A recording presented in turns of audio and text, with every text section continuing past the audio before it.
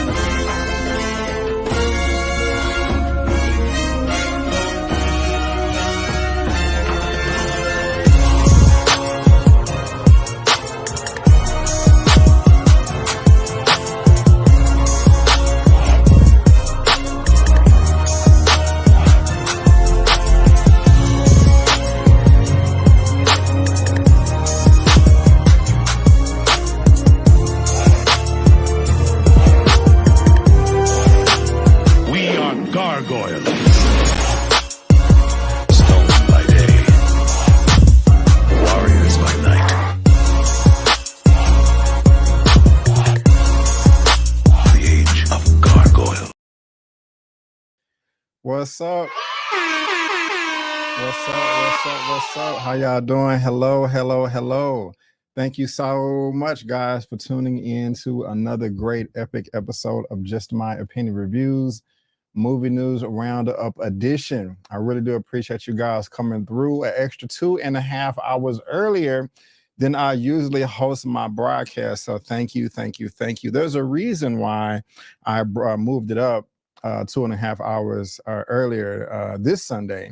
And you guys will find out about that in just maybe about 4 or 5 minutes.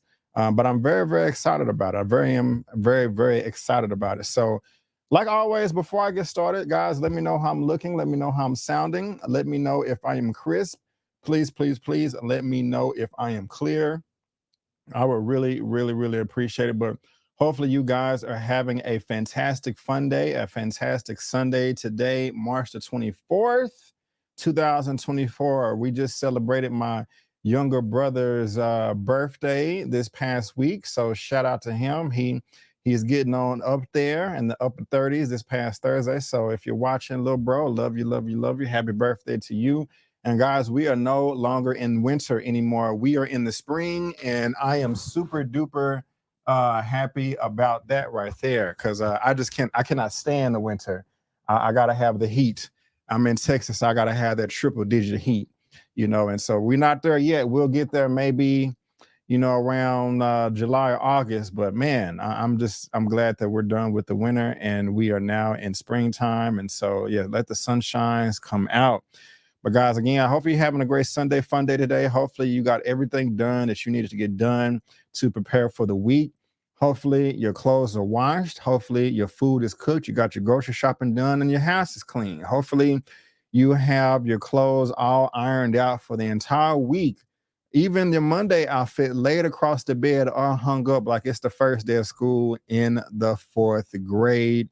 Your boy would really, really appreciate it if you let me know. what you're drinking on, what you're sipping on, what you're snacking on. What are you eating right now? Anybody, what are your libations? We got some Cheez-Its, we got some sliders, we got some wings, we got some fries, we got some wine, we got some cognac, Hennessy, whatever it is.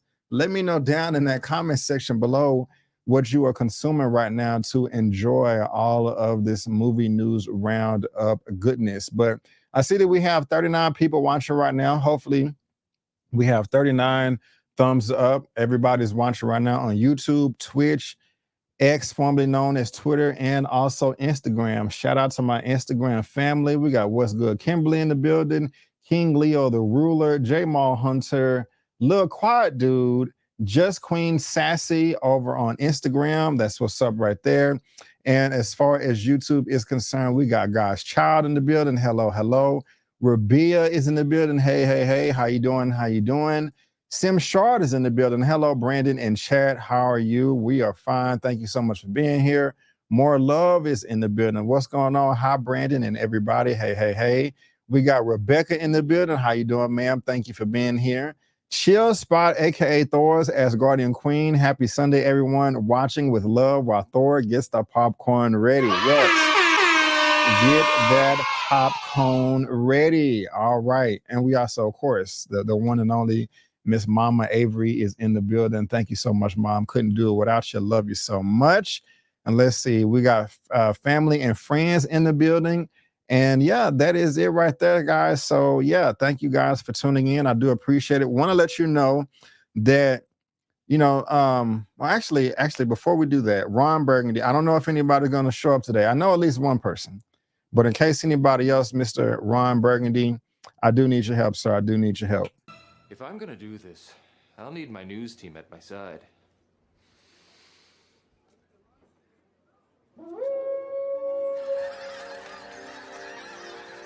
News team, assemble!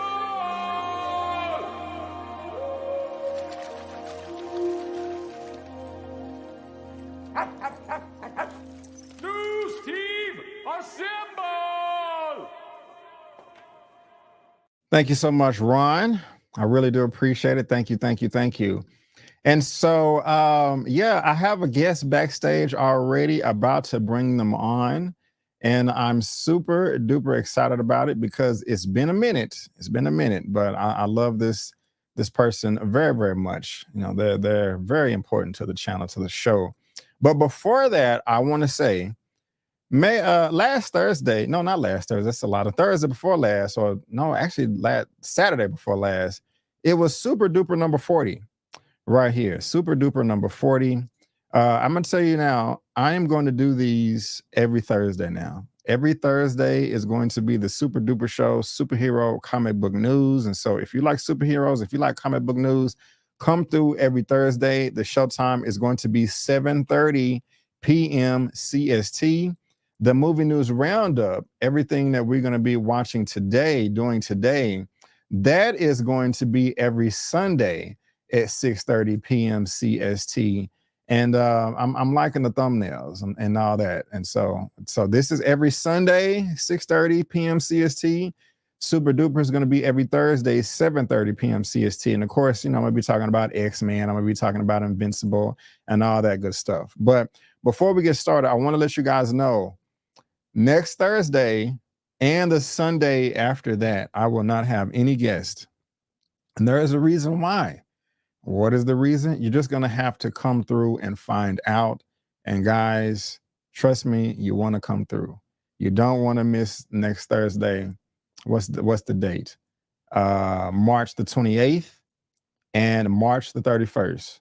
You don't want to miss the next episode of Super Duper. You don't want to miss the next episode of the Movie News Roundup. Okay, that's all I'm going to say. If you was here last Sunday at the end of the show, my show is getting hacked. Wink, wink, wink, and that has to do with it right there. But ladies and gentlemen, boys and girls, let me go ahead and bring in my lovely, lovely guest. Who is it? Well, here they are. I didn't think you had it in you. I'm your huckleberry.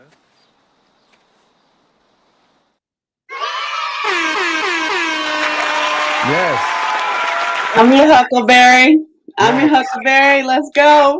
Yes. Miss Kimberly Kern from Southern California, gracing us with her lovely presence. Ma'am, how are you doing today? How are you doing? Oh my gosh, dude, there's so much going on in movie and entertainment news. I am so excited to share with this community. I am so thrilled to be here. Thank you so much for having me. Of course. Thank you for coming through. I really do appreciate it. This is I feel blessed that you're here. So thank you. You could have been anywhere in the world, but you decided to hang out with me this Sunday evening. So guys, if you did not know, now you know, but this is Miss Kimberly Kern from Southern California. If you love what me and Miss Kimberly has to say, you can follow both of us on social media. Our handles are on the screen. Her information will be in the description box of this video. And like always, this is what her channel looks like. Please show her some love, give her all the thumbs up, comments, subscriptions, and we're going to be talking about that a little bit later at the end of today's broadcast. But now, Kim, are you ready to get into these topics? Are you ready to get into this movie news roundup? So ready.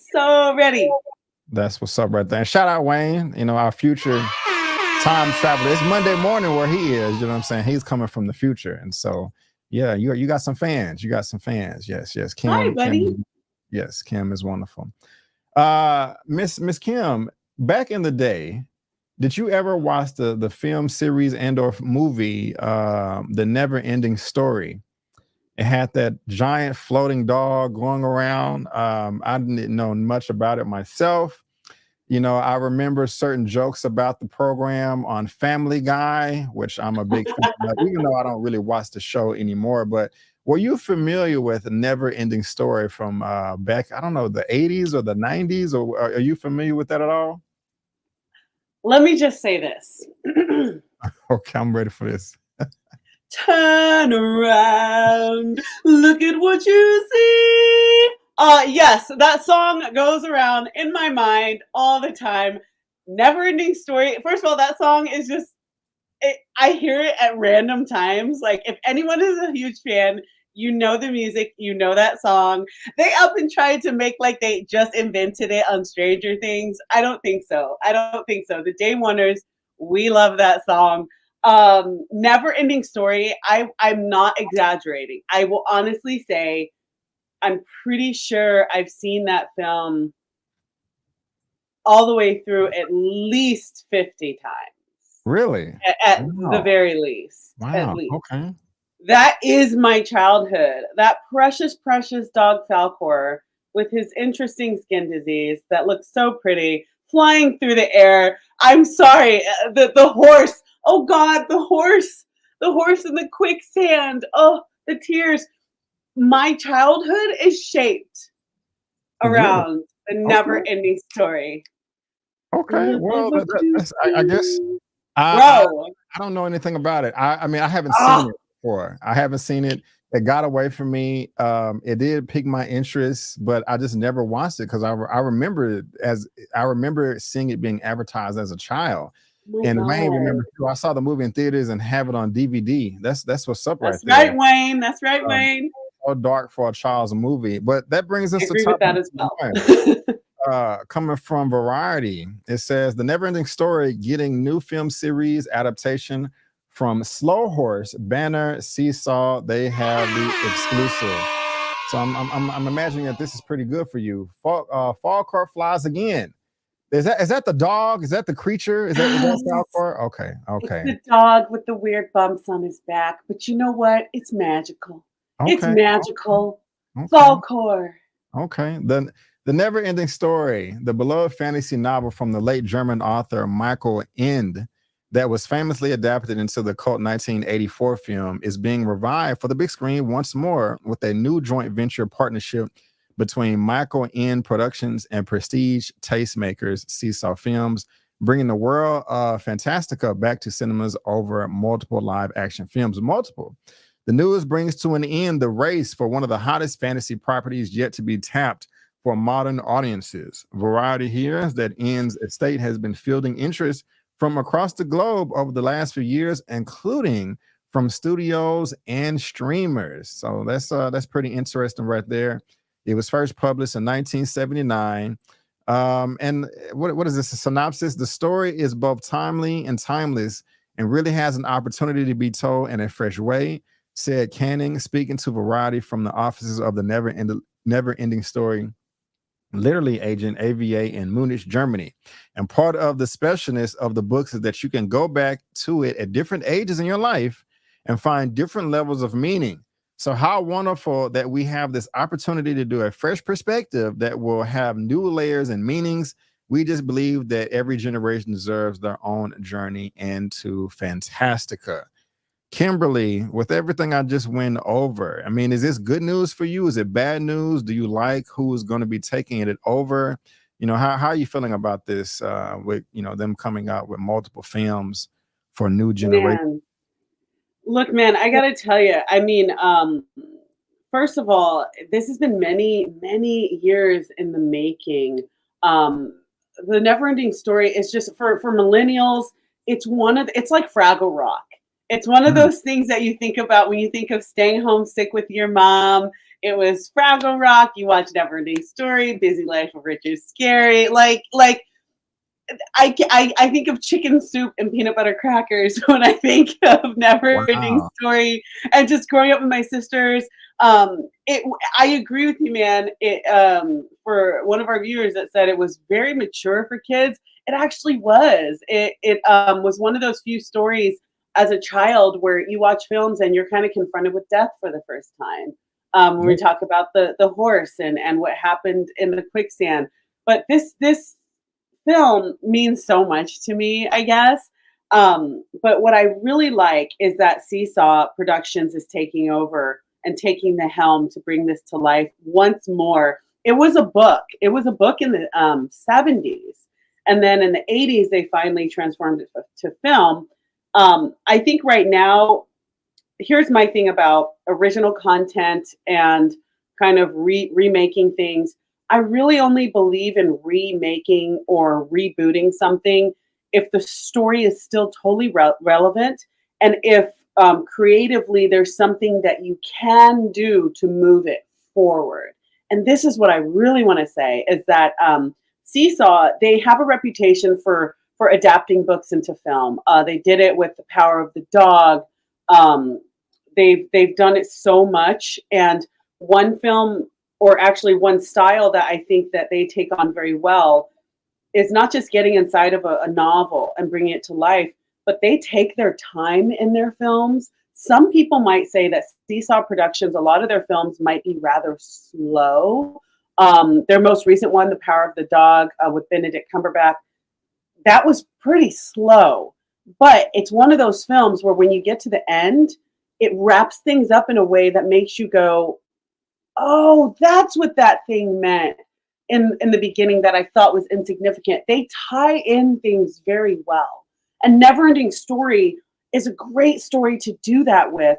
And in terms of creativity, I'm fine with a reboot or bringing it back because with motion capture and where we've gone with technology and storytelling, I can really see them doing something special rather than being like, oh, why are you redoing Neverending Story? It's like, well, if you think of it, there's so much more we can do because, Brandon, you might not know because I know you didn't really see it, but they use the similar puppetry that they used for The Labyrinth with Jennifer Connelly and David Bowie. It's kind of like the dark Muppets in a very dark way. It's like Muppets. It's a lot of puppetry in that film. And as soon as I heard of this, I immediately thought, if they're smart, they will have Andy Serkis be involved in some way, shape, or form. Andy Serkis really revolutionized motion capture in what he brought us with in Gollum in Lord of the Rings. And we've seen his work in Planet of the Apes. He is just the mocap guy. And if you can take the visuals from this story, from the puppetry, that I like puppetry, actually. I think it's great, but I think there's so much more we can do now with motion capture. I mean, we got this in Mowgli when we saw, just when you get to see these panthers and these elephants and tigers with like human emotions. And you know, there's a big rock monster in this film, if you don't know. And if you have seen it, you guys remember the big rock monster with the huge belly and stuff. And the visuals were incredible in 1985, but I'm like, add motion capture to that and what we can do with good CGI. Thank you very much. They can do something very special. And my last thought on it is, if they're smart, again, they will have Liam Neeson voice Falkor. That's what I have to say. Yes, Falkor was just, it's a weird looking dog. It looks like he has scales, but I don't know. Falkor was in my dreams and my nightmares. It's one of those characters that kind of freaks you out, but I don't know, you love it. So there's a lot to be done. And Seesaw is the right production company. They've only done very mature things is the only thing I'm thinking. So they need to bring on creators that understand the childlike spirit, because a lot of their stuff, they did Shame with Michael Fassbender, very mature film. The Power of the Dog, The Son with Anthony, with Hugh Jackman. They have a new film with Anthony Hopkins. They haven't really gone into the territory of children's or young adult. So my only thing is get creators that understand this generation of children and young adults, because for millennials, that was one of the first movies as a kid to make me cry. Mm-hmm. But also with this generation, we all know this generation, these babies are different, man. Reaching them is different. They live like this here. And so it's going to take a lot of really smart, understanding eyes and ears to be on this project. But I'm very excited for this. Really excited. I can see. I love your excitement. You're getting me more hype, because I said before I even heard what you said, I was like, I remember this as a child. I didn't see it, but I think I'm gonna check out this new adaptation. And like you said, Seesaw, no stranger to adapting well-known literature for screens, having been behind features including Lion and the Power of the Dog and recent TV hits. So there you go, right there, guys. Link is in the description for the full article if you want to read, because it is quite lengthy, but looks like we're getting some new film series adaptation from the Neverending Story. And so that's what's up right there. Again, link is in the description box below for you to read at your own leisure. And whether you're watching this via live or in the replay, let us know what you think down in the comment section, because we are dying to know. We're dying to know. But now let's move on to topic number 2 for our Movie News Roundup 121. This is coming from Deadline. And again, I haven't seen the previous releases for this either, but I do like at least one of the cast members. And everybody I've also kind of checked out online is excited about this as well. This is coming from Deadline. The Boondock Saints are back. Norman Reedus, Sean Patrick Flannery return as Boston vigilantes as Thunder Road and Dragonfly Films takes reins. And they have the exclusive this time. The rebirth of the 1999 cult favorite, the film Boondock Saints, is upon us. Thunder Road, the producer behind the John Wick films, has stepped in and joined rights holder Dragonfly Films to make what they are calling a universe expansion of the action film franchise about the fraternal twin Irish brothers who raise holy hell to rid their Boston hometown of criminals. In the current configuration, Troy Duffy will step aside as director after creating and helming the original and the 2009 sequel, The Boondock Saints, All Saints Day. Both films star The Walking Dead's Norman Reedus and Sean Patrick Flannery as the McManus brothers, with Billy Connolly playing their father. Now, one of the reasons why I am looking forward to this is because of Norman Reedus, who said right here says starred in The Walking Dead. That's when he popped up on the scene for me, and I don't watch that show anymore, but he was one of my favorites in The Walking Dead. If I had to pick one character, he was my favorite. I don't know if he's still alive in the series right now, because I just stopped watching it because there's a new series. It's been a couple of years since Walking Dead ended. No, so his one just ended. Okay. It was called, I forgot what it was called, but or the ones that still survive or something.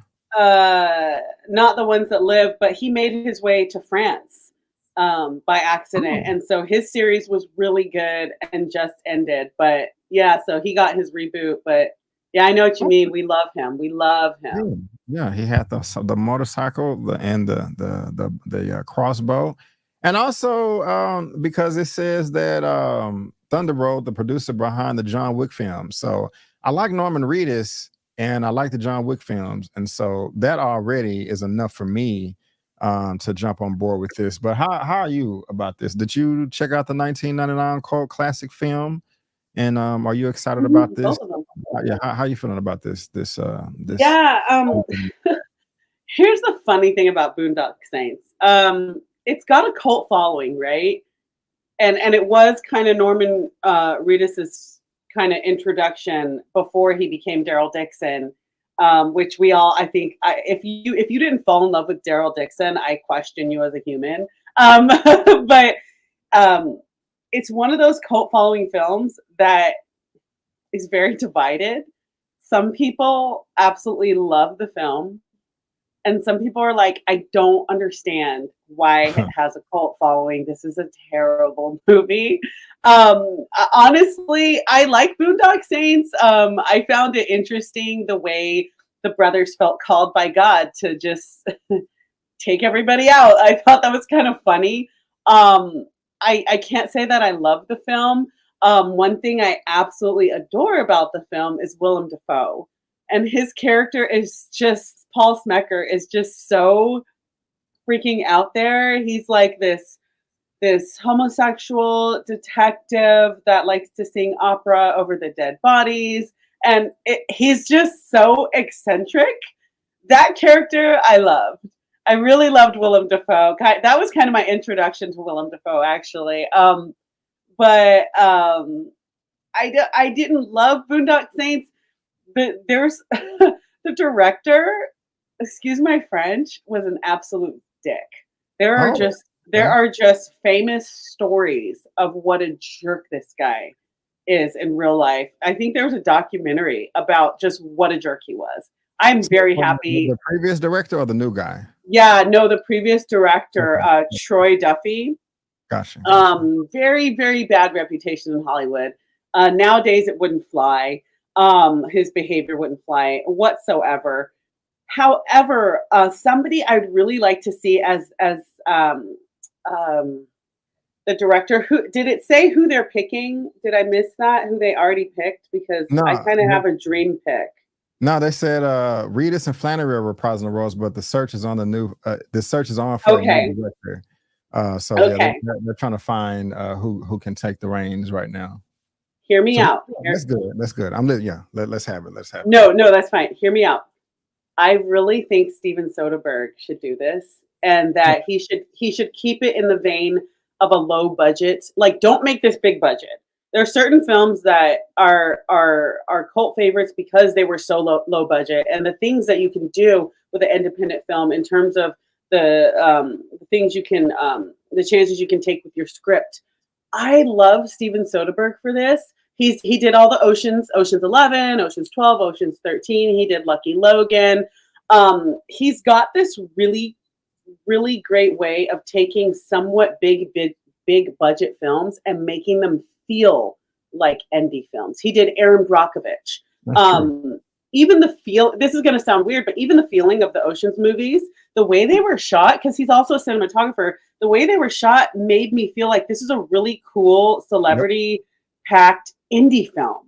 Like, I actually never felt like the Oceans movies were as big budget as they obviously were. I mean, obviously with those guys, to pay those guys, you know, Don Cheadle, Brad Pitt, George Clooney, you better have somewhat of a budget on your hands. But the feel of the movie was a really cool indie film, kind of like the coolest you can get. I'll give you that. You know what I feel? You know what I mean? Like, even Lucky Logan felt like a oddball indie film. Yeah. I agree. Yeah. Boondock Saints needs to stay in indie style, but Steven Soderbergh, I think he would be perfect as the director. They should really consider that. Okay, I trust you on that, Yeah. and I'm gonna ride with you. And this is why we're on topic about it. Like, out of the Ocean's movie, do you have a favorite out of the three or the Just 11, 12, and 13? just the original Ocean's 11. Like Original Ocean's 11. or the newer ones? No, like the first one of the George Clooney, Brad Pitt. Okay. I thought that was so cool. The further along they got, especially when Julia Roberts played somebody that wasn't Julia Roberts but looked like Julia Roberts. Right. That was funny. That was so, yeah, it was annoying to me. I was like, Oh. she's playing a person that looks like Julia. I just felt like they were getting too much in their heads about what celebrities they were, and I'm like, Mhm. but the first one was just so freaking cool, man. Just like freaking Brad Pitt, like, yeah, he's fine, but he's also a cool dude. Like, they just caught the coolness of it all, and I really love the original, just the original. But Steven Soderbergh, to add something, I think if they do a third one, they can make it really good. And people who love Boondock Saints 1 and 2 are gonna say the third one was the best. If they do it right. If they do it right. We'll see. Well, we will see. I'm interested. Kimberly is as well. Soderbergh. Hey, if you're watching, go ahead and take on take charge of this right here. Hit me up. Hit us up.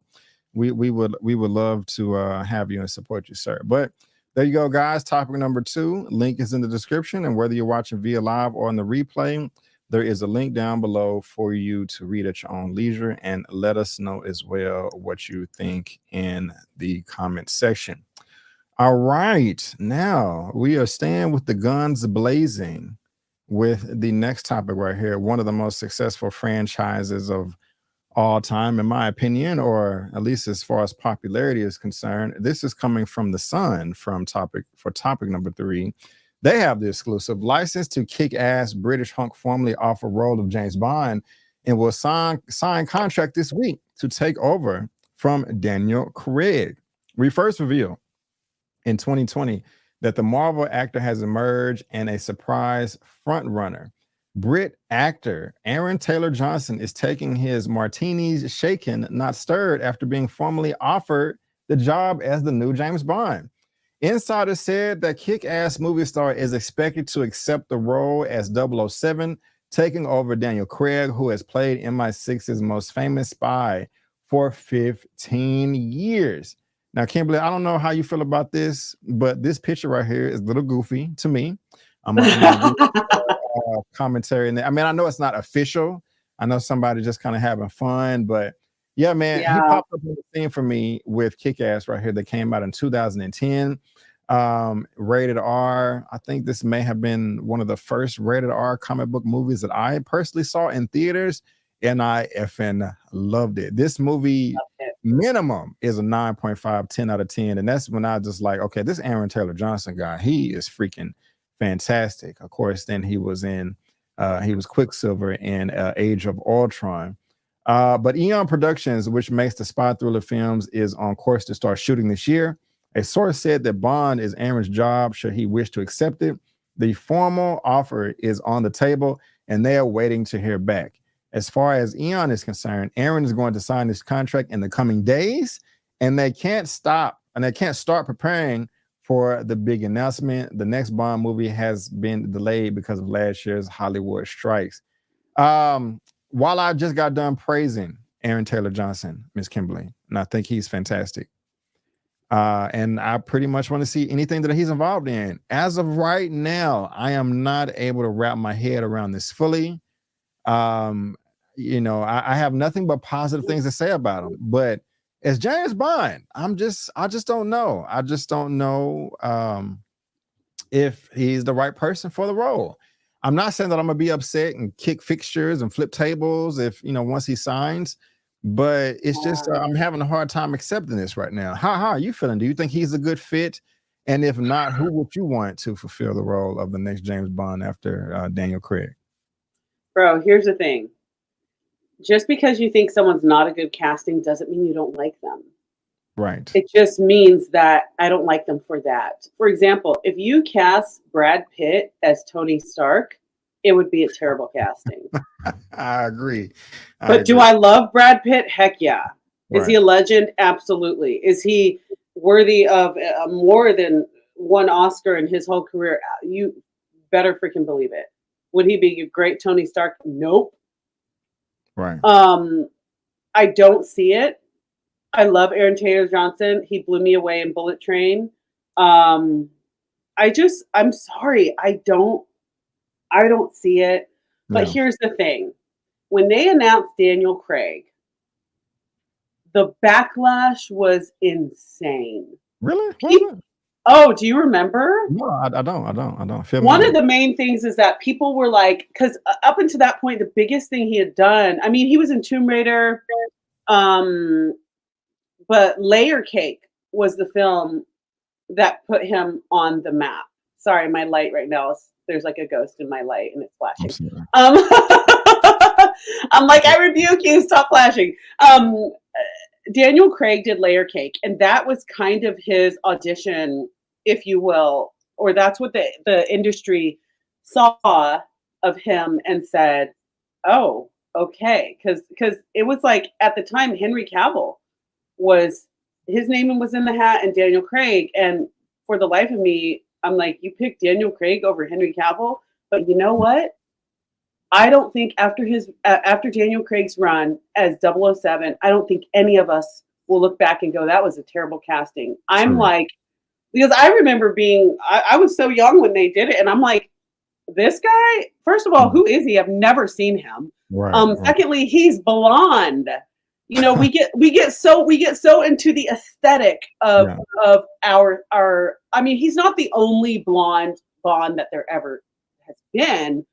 What was it, Roger Moore, that had like brown hair, like lighter brown hair, but not like blonde, like Daniel Craig's like blonde, and the blue eyes. We were like, blonde hair, blue eyes. This isn't our Bond. Come on, what are you doing? And he blew us away, and he made us love him. And he was sensitive but tough. He was badass but a gentleman. And that's the thing about Bond, is he has to be just enough as a gentleman as he is a badass. Like, what's our dude that plays Drax? His name, I don't know how his name is. Batista? Yeah, but Batista.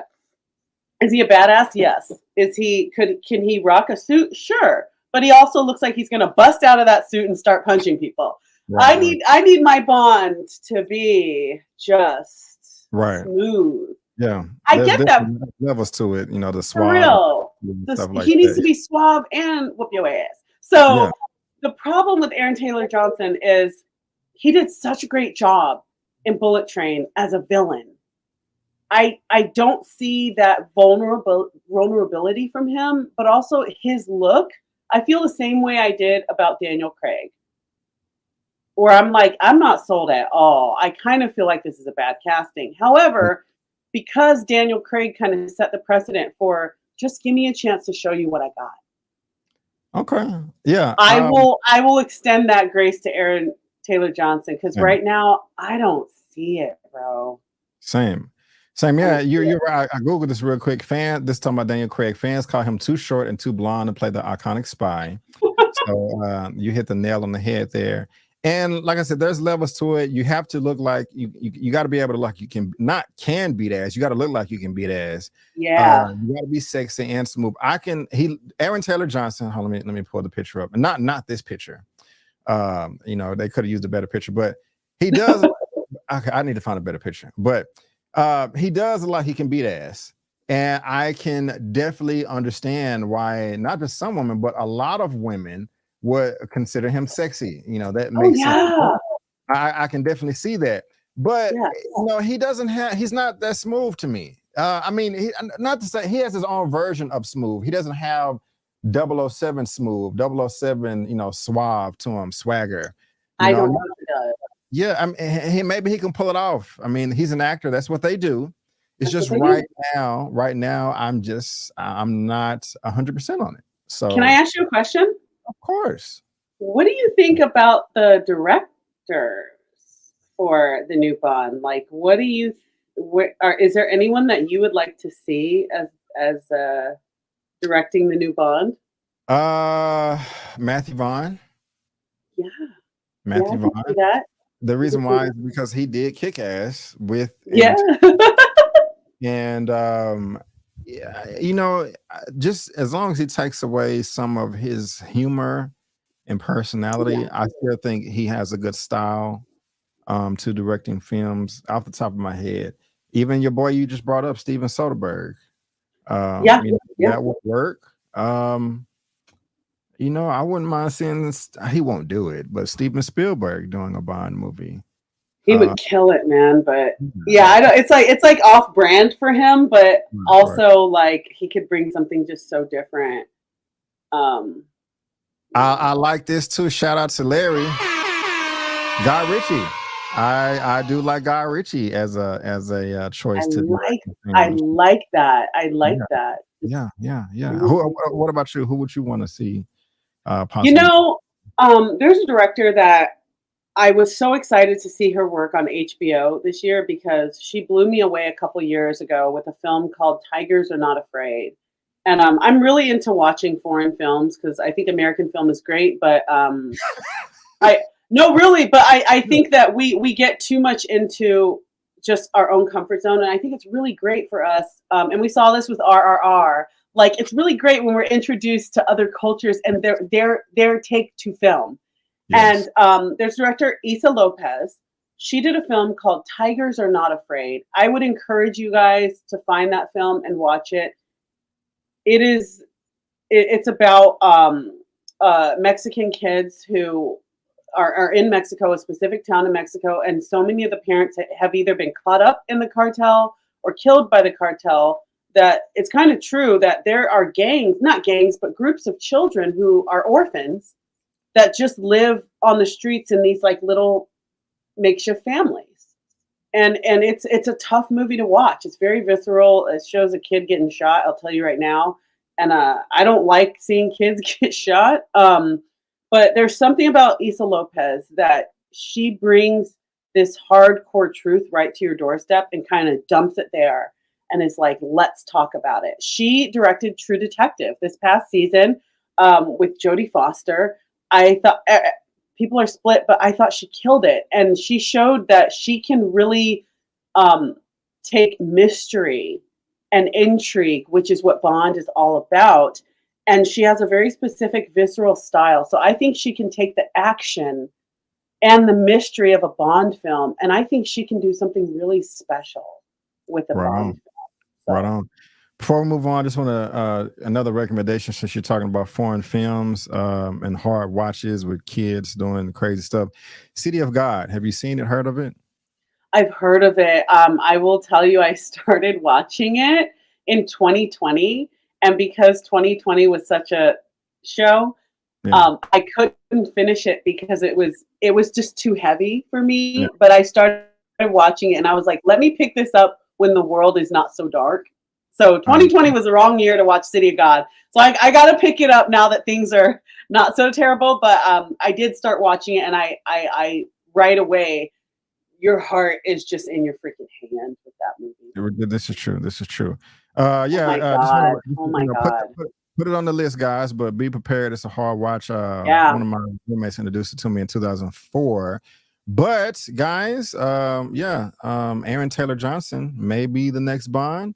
Link is in the description if you want to read it. There you go.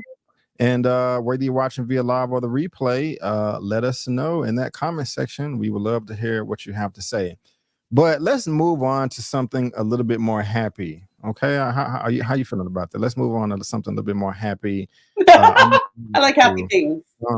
Yeah, excuse me. Topic number 4 is coming from the Hollywood Reporter.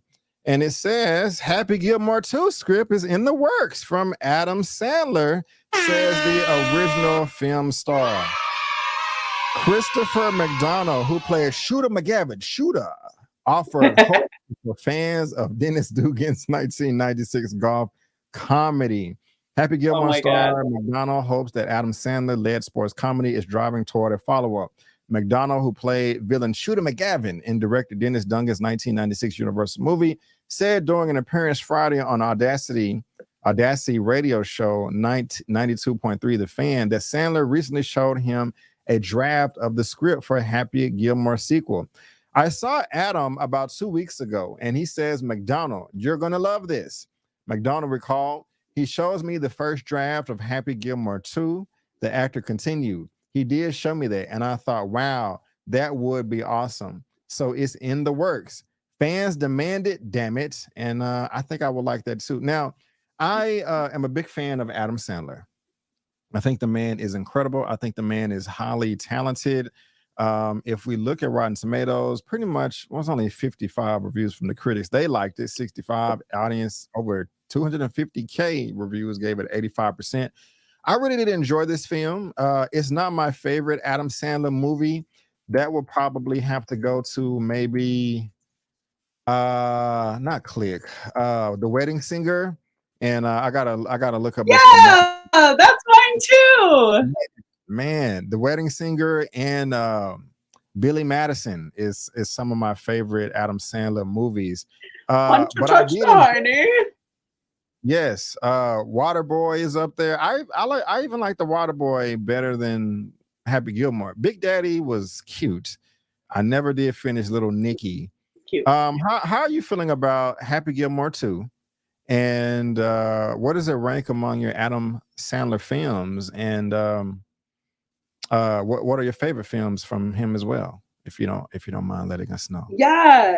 So actually, the first thing I thought of this when I heard of Happy Gilmore 2, my heart went, oh, Chubbs. Yeah. I mean, we just lost Carl Weather and Bob Barker as well. And so I was like immediately so nostalgic about like these really great guys in the film that we lost. But Adam Sandler, I'm so excited about this because we need his humor. We need his humor because he has a very odd, special. He makes films that are odd and special. Yes. That's the way I describe Adam Sandler. If you don't like odd things, you're not going to like him. But if you like special things, you're going to like it because you can't watch 50 First Dates and tell me that you didn't grab your heart a couple times and go, oh my God.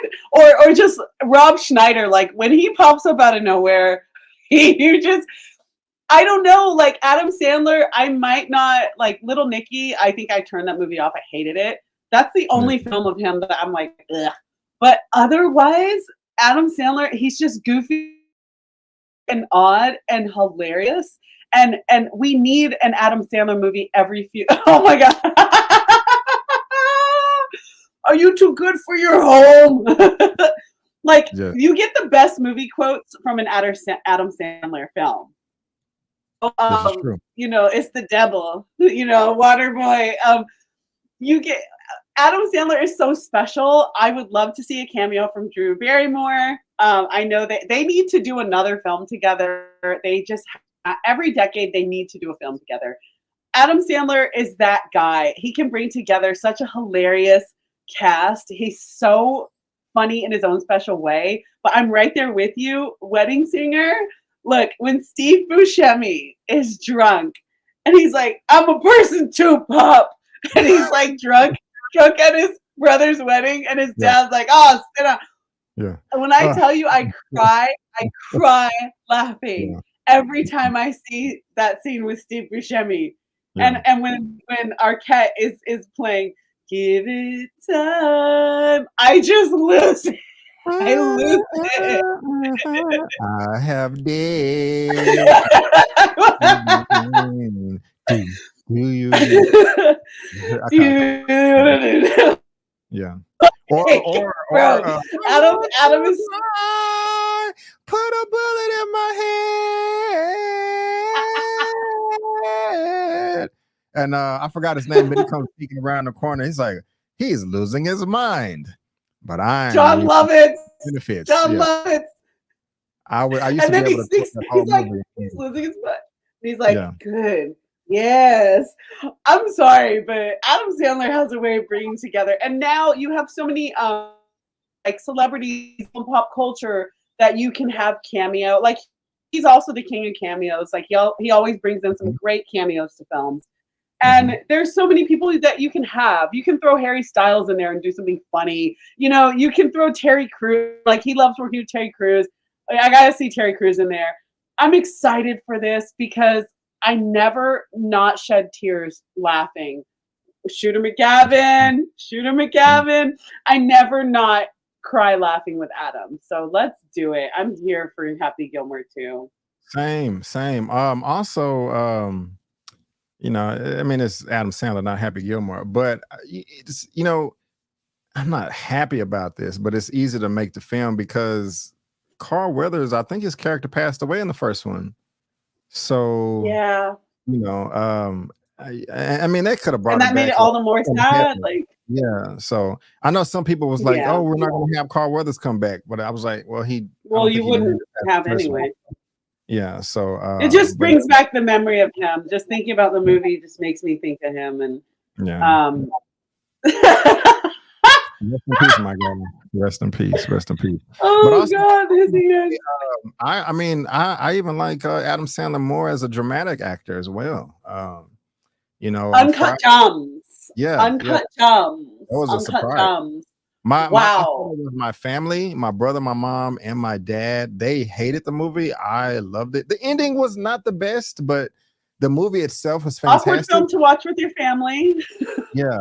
Also, the one that he did with not Dave Chappelle, but Rhodey, War Machine, Don Cheadle, where his family died in the 9/11 attack, and he was depressed. That was damn good. That was probably his best role ever, in my opinion. So, oh my God, what was it called? God, what was that? What was it called? Not top 5, not blended. I don't know. Just what was it? Did it rain over me? Rain Over Me. Was that it? I think it was.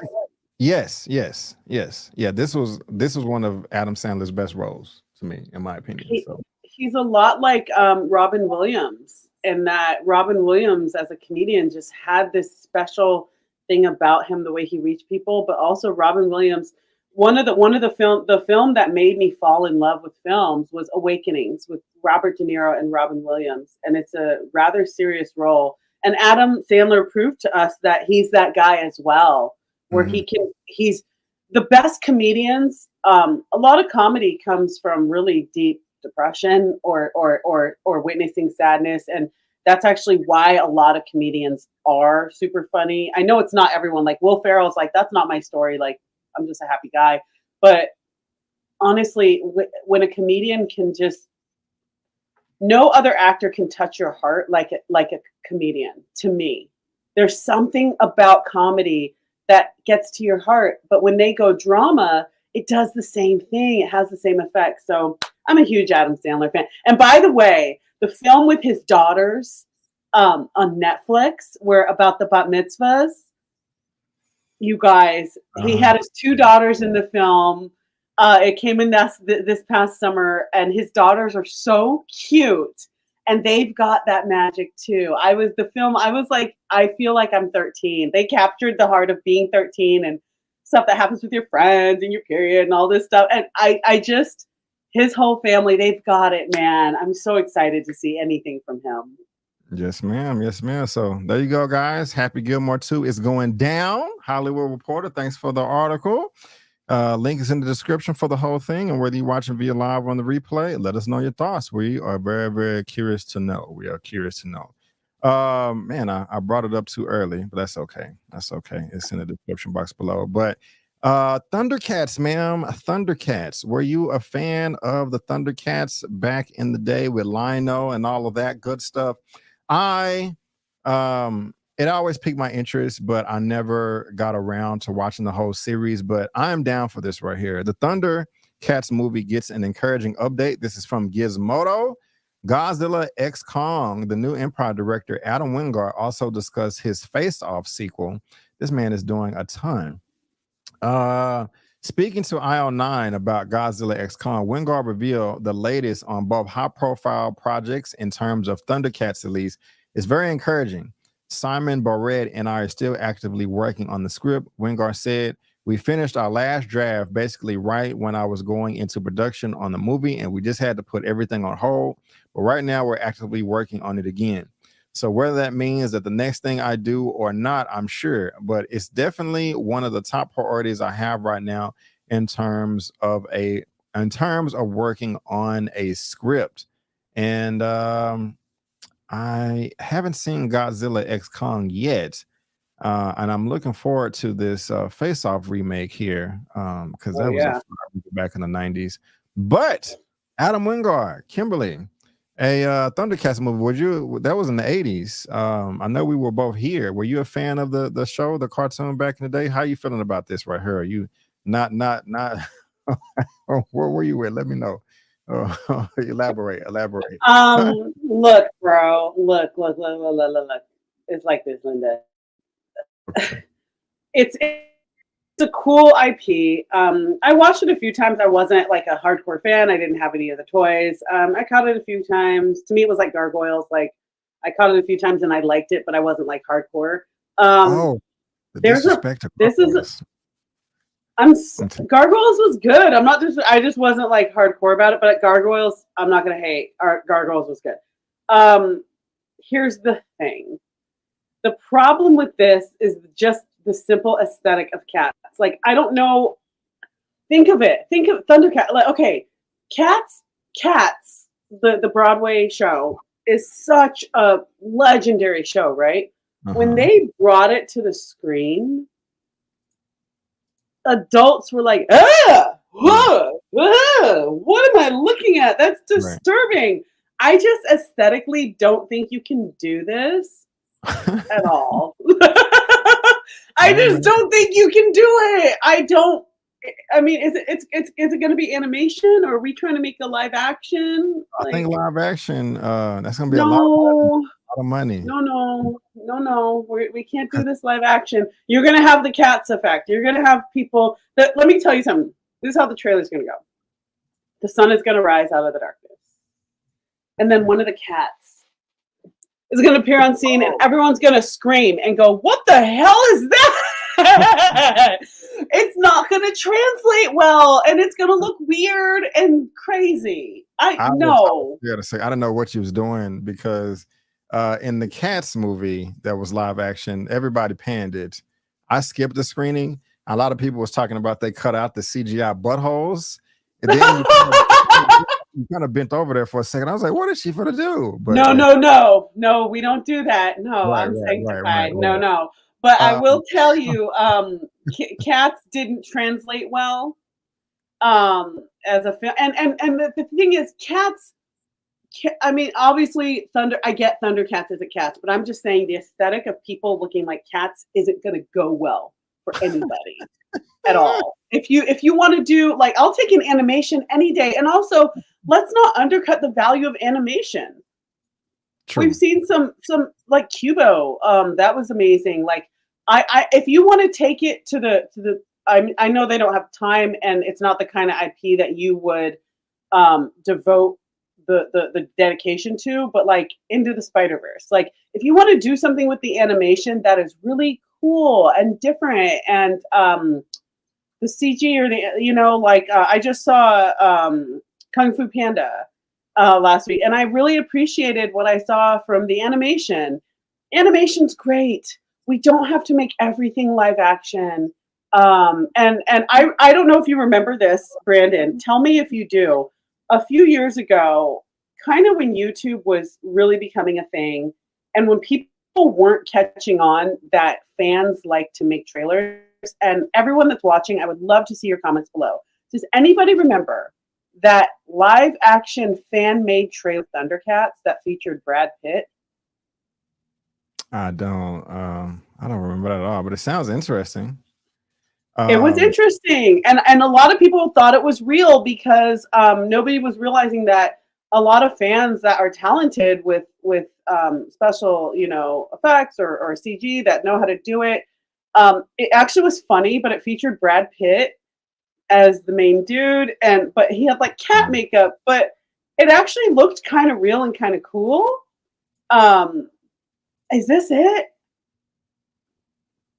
Yeah, I think I saw Brad. I saw him in the thumbnail. There you, okay, That there looks- you go. There you go. Okay, interesting. Obviously, it's fan made, but Right. even though it's fan made, like, look at his face. Are you going to watch someone for 2 hours and be like, yeah? I mean, obviously that's crazy, but look at Yeah. their faces. Like, Yeah, that's not. look gonna at work. him. Do you really think this is gonna? Look at him, child. They took that from Troy. Yeah, He looks from- crazy. Right. Turn it But off. but like, it's funny. It's hilarious. But I'm glad you showed that, Brandon, because if you're gonna make this live action, that's a little bit what you're looking at.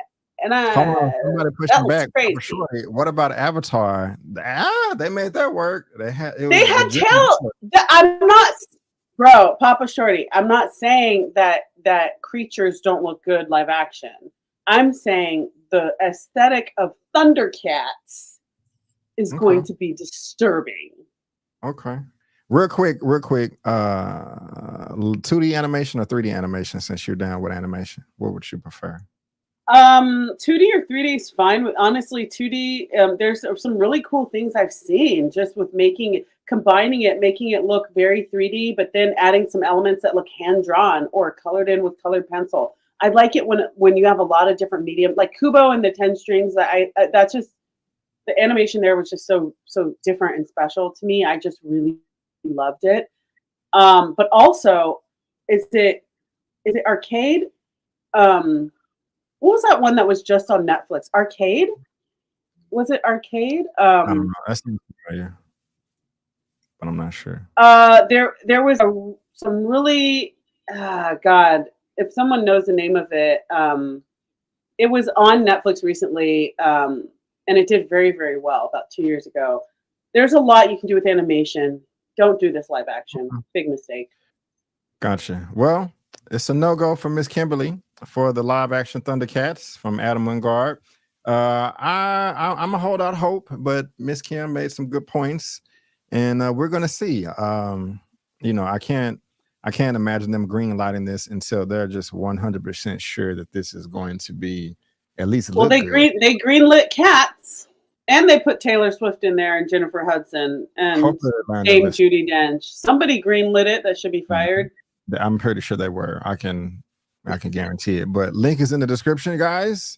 Also, whether you're watching via live on the replay, let us know your thoughts down below. All right, Miss Kimberly, it's time for some trailer reactions. Are you ready for some trailer reactions? Some movie trailers. I'm looking forward to this right here. I had about 5 trailers we was going to react to, but at least 3 of them are not going to work after I was advised that YouTube be flagging stuff. But we can look at Alien Romulus.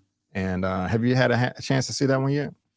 I watched it on my phone, so I'm really excited to watch it a little bigger here. Okay, I haven't seen it, so I'm curious what this is going to turn out to be. So let's get it. Here's Alien Romulus.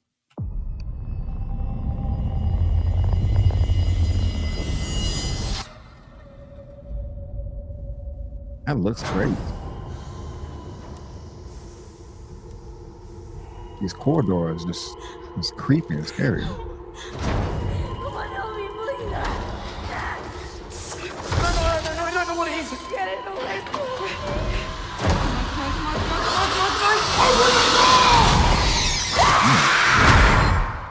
Run. Oh! Oh!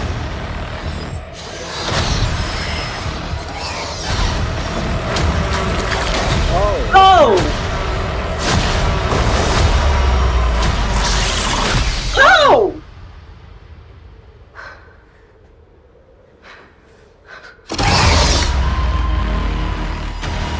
I can dig it. Nice little teaser too, short and sweet, and it feels like a horror movie. Oh, that comes out this year, August. Oh my God, we only have a few months. Okay, Kim, I can dig it, man. I am feeling that right there. I love that. Now, y'all don't unsubscribe, but click off the video. I've only seen the first Alien movie with the very first one. James Cameron did part 2. But Aliens, the sequel that James Cameron's done, I haven't seen that one yet. So no, don't be mad at me. But I've seen I own Prometheus. I love that movie. People crap on it, but I think it's fantastic. Of course, I've seen Alien versus Predator with Sanaa Lathan, and I saw Alien Covenant. I wasn't a fan of that one too much. What other Alien? There's another Alien that I saw because they got like 4 of them, I think. Alien. Oh, the most. Oh no, that was Predator. Never mind. Let me see. Alien. So I haven't seen. Okay, Alien 3. I've seen bits and pieces of it. I've seen bits and pieces of Resurrection as well. But I want to watch Aliens, the sequel, the second one.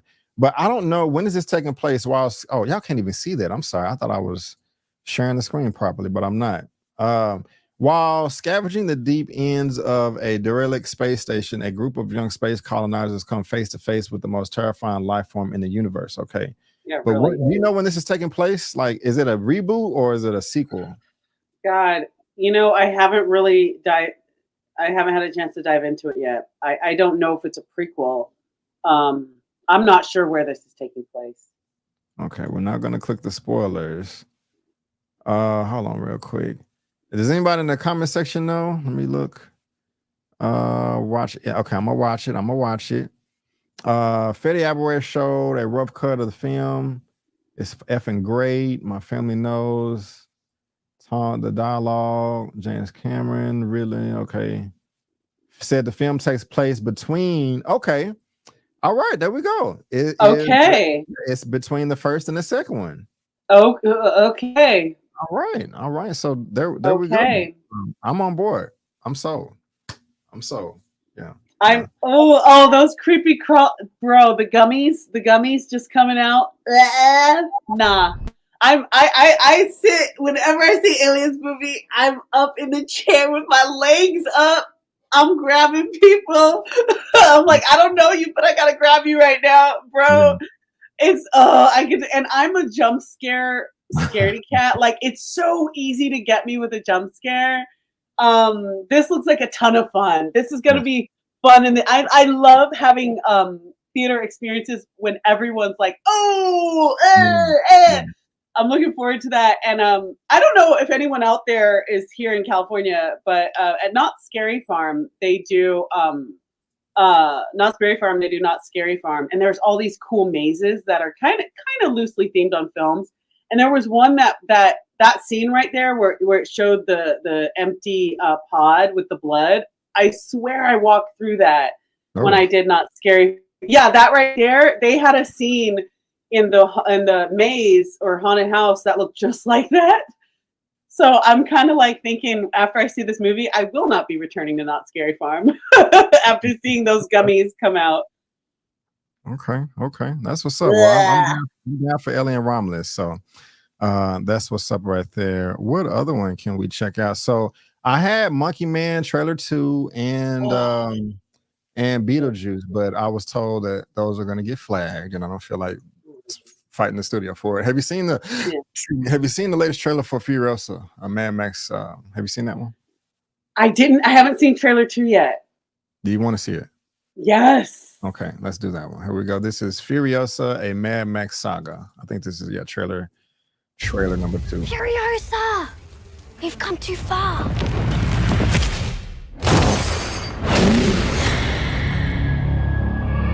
Furiosa! They took Furiosa!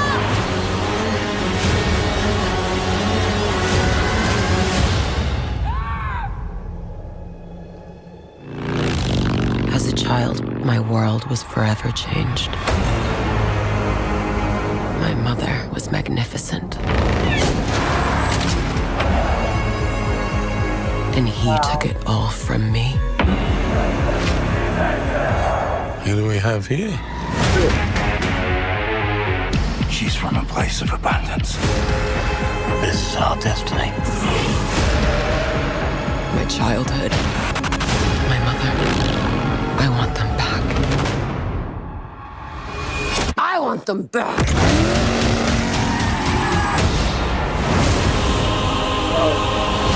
Whatever you have to do, however long it takes, promise you'll find your way home. protect the green place. It's time to take what's rightfully ours. Ready? Steady? Go!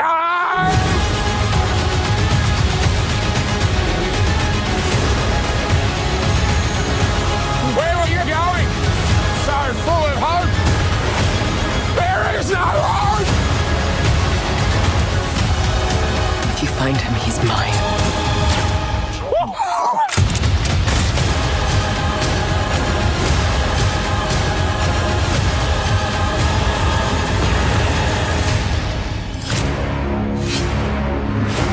There will always be war, but to get home, Furiosa fought the world.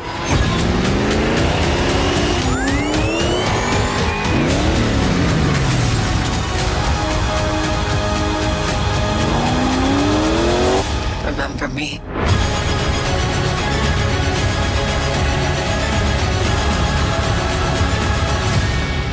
I gotta cut it off. Shoot. YouTube is warning. They're giving me the warning. Damn it. Hope they don't. Oh, Guys, if the stream cuts off, do not click away. It'll be back. But I got the yellow warning heads up thing here right at the end. why can't they just let us be great and enjoy stuff? I know. Y'all see that right there? Warning. Heads up. We've detected your video stream is so. If it cuts off, we didn't end the stream. It'll come back. So just don't go anywhere. Damn it. Damn it. Damn it. Damn it. Damn it. Damn it. Okay. Well, I can't do nothing about it now. But I won't be playing it on replay on mute. But anyway, about the trailer, that looks fire. It does. It looks I like good. how it kept zooming in on their faces for the close-ups. Also, the contrast of them in the towards the beginning, in the middle, where they was in the forest, all of that greenery, that cinematography was amazing. This is Fast and the Furious in the desert. It looks like the action scenes are going to be fire. I love Chris Hemsworth's accent. I'm 100% on board with this. I haven't seen all of the original Mad Maxes from back in the day, but the last one I did see, and I actually own it on 4K and haven't opened it yet. But how are you feeling about the trailer and the whole series as a whole? Yeah, let's go. Let's do it. I think the great thing about, I was so nervous with the first Mad Max when they said they were going to redo it. I was like, I don't know. But then again, I started warming up to like, you know what? It's set in the desert. Now with cinematography, this film, when you have a film that's set like in one type of landscape, like the whole movie takes place on the ocean or in the desert, there's a lot you can do with cinematography. And George Miller is the perfect person. I'm always iffy about sequels. I'm like, I don't know. We get that with every sequel. But taking it from Furiosa's point of view, I was loving Charlize Theron in the first one. And I like that this is diving more into her origin story, especially saying her mom was remarkable. I can't wait to see the badassery that comes with that. And so this looks fantastic. It's a visual treat. So I'm really excited. Really excited. Me too. Yeah, I've seen this Mad Max, but all these other ones to the right, I haven't seen those. So it says this is an origin story. So I'm assuming it takes place before this one. So yeah, because that's her as a young girl. Got you. Well, hey, let's. I want to see how she lost the arm. Yes. Also, I like that those brass knuckles that turned into a blade as well. That was nice. That was killer. I like that too. So y'all let us know what y'all think of that right there. So if you can, the penguin, I'm gonna save that for Super Duper. This is a video game. I'll let you pick. We can do one more. We can do however many more, but options is the Marvel 1943 Rise of Hydra, even though I think that's a video game. And also it's a game. Okay. Oh, never mind. I think that's all I have downloaded, but have you seen the new Fall Guy trailer? Do you have any anticipation for that?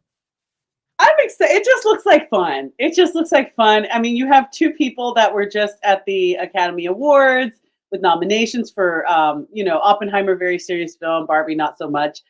So I think these two Oscar-nominated actors, it's going to be nice to see people just having fun. And I like movies that are just fun. And so it looks like it's not going to take itself too seriously. But I like that it's kind of showing the point of view of people in the stunt industry, which they need more attention, they need more awards. It just looks like fun, and I'm ready to have some fun this summer. So yeah. Yeah. Unfortunately, I just saw that it's Universal, and I'm 100% positive that they're going to flag that and kill the Oh stream. yes, don't bother. Universal, Don't bother. Universal Online, they always do that. So, Yeah. well, I had again, guys, I had the I didn't mean to do that. I had more trailers, but after testing and talking to colleagues and stuff, they're oh no, they're gonna flag it and kill your stream and demonetize the video. So we can only look at those trailers. So sorry about that. And I'm gonna have to look that up because you can never have too much protection. So check out your brass knuckles. Okay. So we have 1, 2, 3, 4 topics left. I'm gonna try to get through these because I know Miss Kimberly has an appointment. But these are the biggest topics of the day, and I'm looking forward to all of these films, and it has to deal with people that look like us. So I had to save it for the end. You know what I'm saying?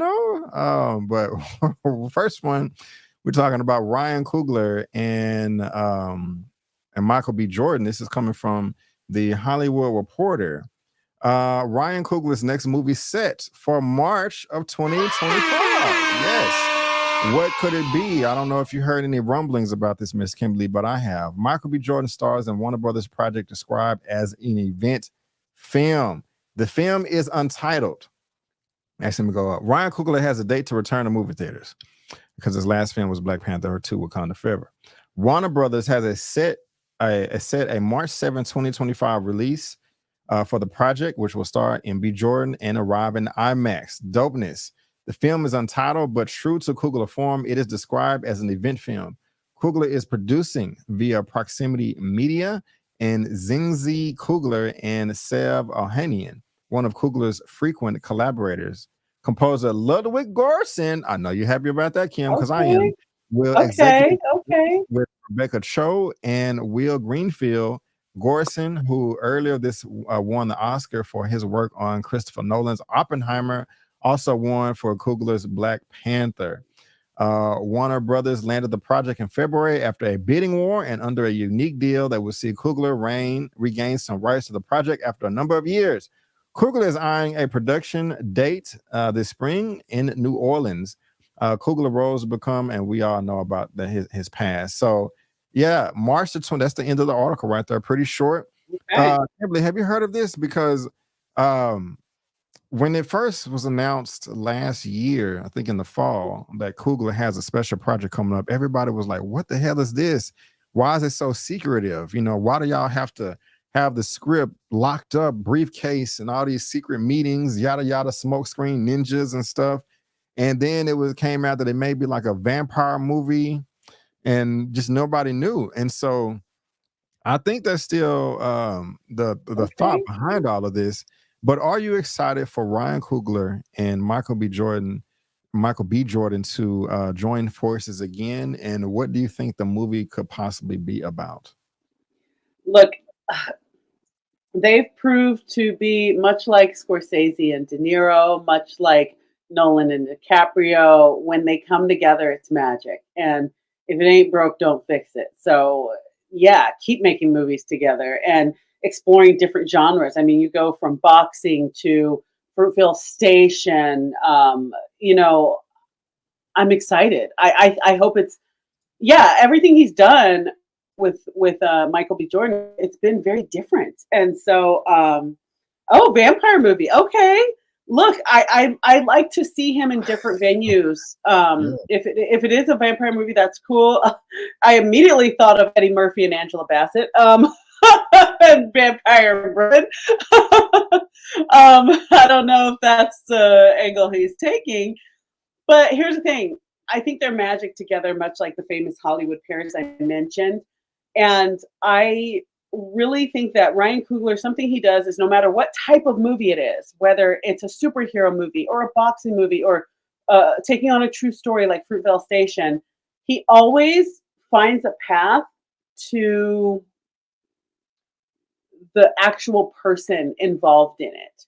So when you're in a superhero movie and you're talking about a villain, we got to learn so much about Michael B. Jordan's character. We got to learn so much about, instead of just being a villain, well, what's his history as a kid? Where is he coming from? What does he feel in his heart? Where does this brutality in him come from? Ryan Coogler has a really good way of always getting to the heart of whatever the subject is. If it's a boxer, it's more than just a boxer. Who is he as a husband? Who is he as a father? Who is he as a business owner? He just has a great way of doing that. So if it is a vampire film, it won't just be a vampire film with Ryan Coogler. It'll be how this person feels about being a vampire, how this person feels about taking lives, how this person feels about drinking blood. He always goes, you feel me? He always gets that myofascial layer, if you will, of under the skin. So I'm excited about it because these two men are very versatile. And he's a great storyteller, waiting to say it, will it be good? I think when somebody's an excellent storyteller, what's more important to make a good film is the production company, the producers, the budget, the executive producers, your casting director, because we've all seen great stories go into the pits. So I think he has developed a great relationship in Hollywood.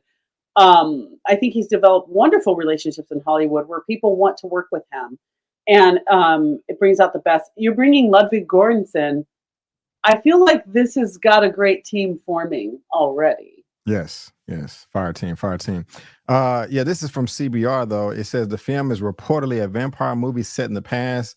There's no official plot or synopsis for the entitled genre film by Jordan and Coogler. However, it's been widely reported the movie will be a period piece vampire flick set in the Jim Crow era South. Interesting. Additionally, the movie is expected to have an anime influences. So that is just, yes. Jordan is known as an anime fan, having used the art form as inspiration for previous work, including Creed 3, which he directed and starred in, and he plans to expand the Creed universe with an anime series. So that is what's up right there. I can definitely dig that. This is turning into one of my most anticipated films of 2025. So vampires, Deep South, Jim Crow, anime, these brothers behind it. Let's go. Let's go. Like when you said vampire and Jim Crow South, I was like, is this like a racial revenge? Hey, let's do it. This is interesting. Let's go. And I'll be in heaven. So there you go, guys. But link is in the description box below for you to read at your own leisure. And whether you're watching this via live on the replay, let us know your thoughts down in the comment section below. Also, shout out to you, Dane C. and Callow Zane, and welcome back, Wayne. Thank you for coming back to join us. But let's go ahead and keep the train going. And this is expected, but it is what it is. Next topic coming from Entertainment Weekly. Leaving Neverland director slams Michael biopic, calls it a complete whitewash. This is crazy. My goodness gracious, this is crazy. Kim, I'm really looking forward to this film. But before that, Here comes a new challenger. man, guys, you know what that means? It means that we have a guest backstage. Who is it coming to the stage?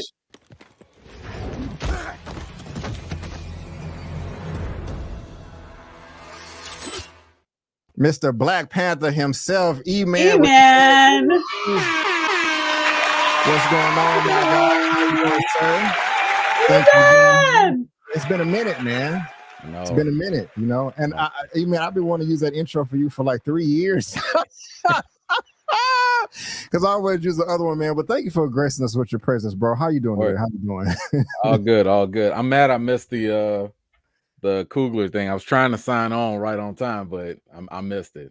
Oh, you could give your commentary real quick if you want, bro. Man, listen, this is easy money. Yeah. Easy money. I'm already on Team Vampire. I don't care whose blood they sucking. If you're fighting the KKK, it's a wrap. Like Yeah. I'm gonna go get my fangs. You know what I'm saying? Like I'm a dress in red. Like I'm here for this. So I feel, E-Man, why do I feel like you're going to dress up like Eddie Murphy and Vampire I Brooklyn might. at the theater, bro? I I'll be might go right get the there with mullet you. too. I might go get the mullet. I might I make love it it. all work too. You'll have that perm straight. Listen, they have my attention. I'm here for it. Already. Well, welcome to the show, E-Man. I do appreciate it, guys. Of course, y'all know who E-Man is. I mean, guy's a celebrity. I mean, be on them red carpets, be at them premieres, be everywhere. But as well, if you love what he has to say, you can follow him on social media. His handle is on the screen. His info will be in the description box of this video. And here is the man's YouTube channel right there, about to hit that 110K subscribers. But we are on the third to last topic for the day. And yeah, man, I am looking forward to this movie, man. I really am. I didn't get a chance to see the Leaving Neverland documentary. I was disappointed at the time because so many people ran with it, but I know a lot of fact checkers that was like, this is BS. They changed this, they lied about this, they lied about that. I don't even know why they let him read the script in the first place. But what did he say? I don't know how they are not ashamed.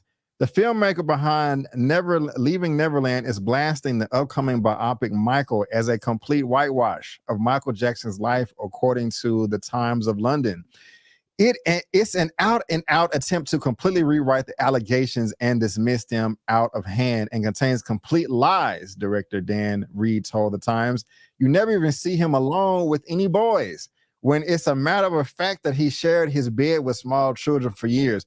I did have to stop right there. Like, should the film focus on that in the first place? Like, it's about his whole life, not just about a small aspect of his life. But I'm gonna let y'all jump in there.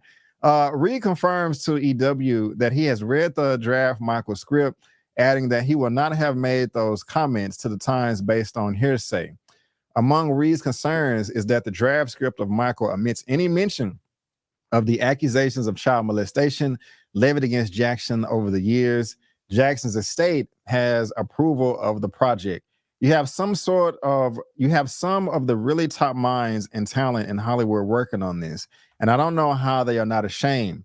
Reed told the Times, in one scene, Jackson tucks kids in their sleeping bags. How do they not throw up when they do these scenes? Talking about Fuqua and everything that he's directed in the past. We all know that he's fired. Attorneys for the Jackson estate, Fuqua King, and the production did not immediately return EW's request for comments. Leaving Neverland came out in 2009, focuses on the allegations made by Wade Robinson and James Safechuck, who both claim that Jackson sexually abused them when they were children in the late 80s and early to mid 90s. Reed has previously spoken out against the biopic and tells the Times that Jackson's estate managers, Branca and John McClane, are very aggressively defending their commercial asset that continues to make them money after the singer's death. They're trying to make out that he was a saint, and yet he was a predatory pedophile who abuses children, Reed alleges. The film is not the first time Jackson's life story has been adapted. The jukebox show MJ the Musical opened on Broadway in February 2020, grossing $178.9 million to date. Man. Miss Kimberly, I have my commentary on this, which I'm of course going to give. But I'm gonna come to you first. How you feeling about all this? What the Leaving Neverland director is saying, the biopic itself, and yeah, I mean, how are you feeling? How are you feeling about all this? Look, this is about perspective in more than one way. In terms of perspective of how we're telling the story, you're also bringing in the perspective of Jafar Jackson and, his nephew, how his family perceives his actions, how his lawyers perceived his actions, how people, alleged victims, and I don't say alleged lightly. That's legal reason. I'm not saying I don't believe it. He did anything. That is not what I'm saying. I'm just saying this is about perspective. Some films take place, especially when you're talking about a biopic, some films will take place regarding one event. For example, his famous Super Bowl performance. This film if you're as a storyteller, you could be taking the perspective of all the events that led up to the one Super Bowl performance, and that's like the highlight of the film.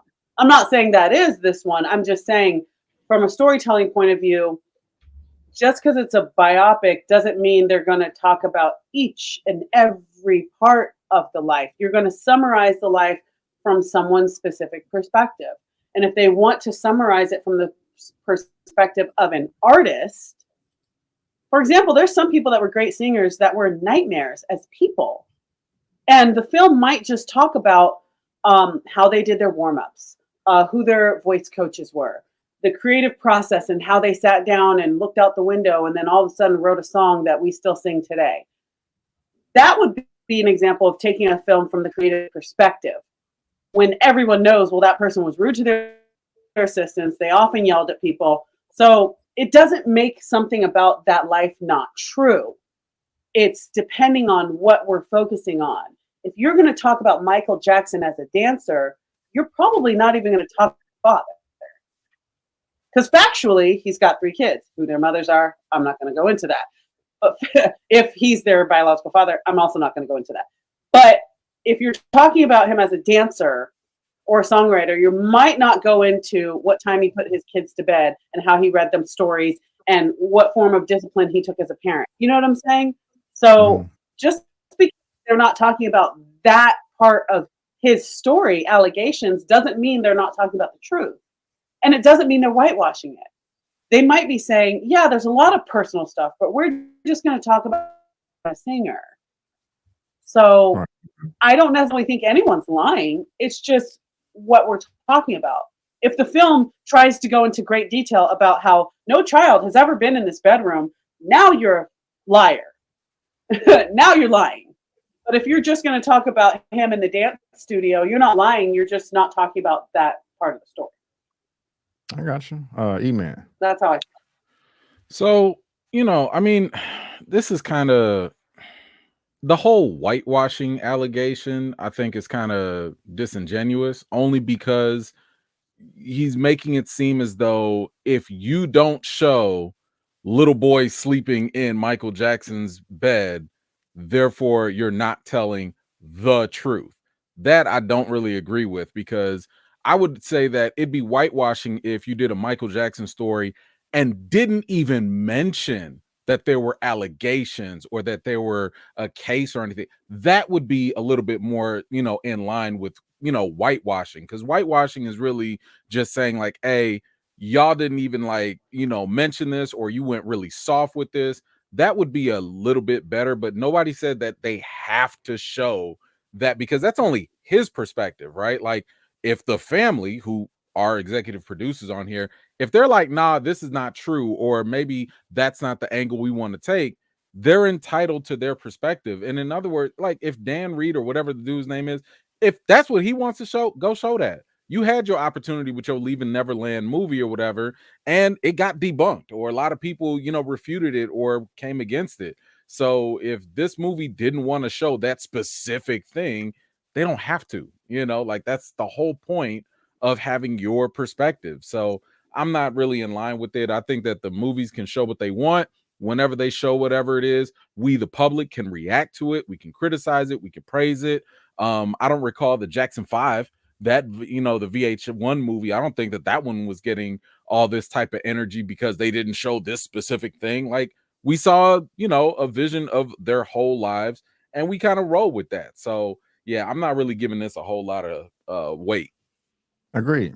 Thank you both. Me too. I personally think that they should include the allegations in the biopic and or the court case, whether it's it can be a little montage sequence, 5 minutes of the film, him reacting to it in the news, the newspaper, whatever. I don't think they should just completely omit it from the film. But I don't think it's necessary to go into vivid detail about it, because I mean, this is a biopic, meaning it should be about his whole life, and that was a large part of it in the later half. But him being as detailed as they're not even showing in the movie of him tucking little boys in their sleeping bags. I mean, I don't. Why would they show that? That's just ridiculous to me. I mean, that's whether it's true or not. That's just disgusting. Nobody wants to see that. And so I don't think that it should not be mentioned in the film at all. But for him to go to these many lengths, and his expression is I find utterly ridiculous. And again, I don't know how. I don't personally know why he got a hold of the script anyway. Like why his opinion is important anyway. That's just let's see what the Neverland director thought of this. Like, who gives a crap? You know, I mean, that's just my mindset. So I have a question mark over my head as far as that's concerned. And again, like you said, I think that all of this was debunked. I mean, the guy, he went to court, he was acquitted. I think the FBI even came out and said that none of this is true anyway. And so I mean, I just remember hearing that all my life. So it's very interesting, but leaving Neverland director, in my opinion, you can go kick rocks, Mr. Dan Reed. And so yeah, he may just be attention seeking, you know. And also putting my Dr. Umar hat on, there's always some entity out there that's trying to you know, make black people look bad in some way, shape, or form. You know, I mean, Michael Jackson is, beyond a shadow of a doubt, the greatest entertainer of all time, has a great legacy, and you know, but they won't let this man rest in peace. They just have to try to tear him down any way they possibly can. And so that's just me. Y'all have y'all good or any more final thoughts on that? You're good. My only final thought is, you know how I just have one final thought. You know how Hulu and FX have been doing those American Story. They did the OJ trial. Remember that with Cuba Gooding Jr. And they did, I think Gotti. They did Monica Lewinsky. They did that whole thing with Beanie. What's his name? Beanie Hill, Jonah Hill's sister. She played Monica Lewinsky. Look, there's other venues to tell that part of the story. You could do an American History. You know, the anthology series. You can. The next thing that would make sense to cover is the Michael Jackson story, because look, for American court history, it was a huge part of the legal system history here. So there's other venues to tell that story, and you know, his own nephew. You have to think in an interview, like if he's going to be super transparent one day, is he one day going to say, you know what, I think it was wrong for my uncle to have sleepovers, but I don't think he touched anybody. Or I don't think any kid was like that kid that you're showing that picture. He has an opinion about his uncle. He knows stuff based on phone calls, hearing his dad on the phone. He knows stuff that we don't know, and he has a very true opinion.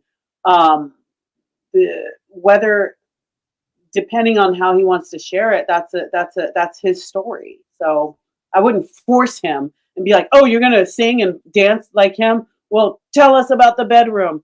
You can't force this kid to tell the story from whatever point of view he grew up with. Right. That's my last thought.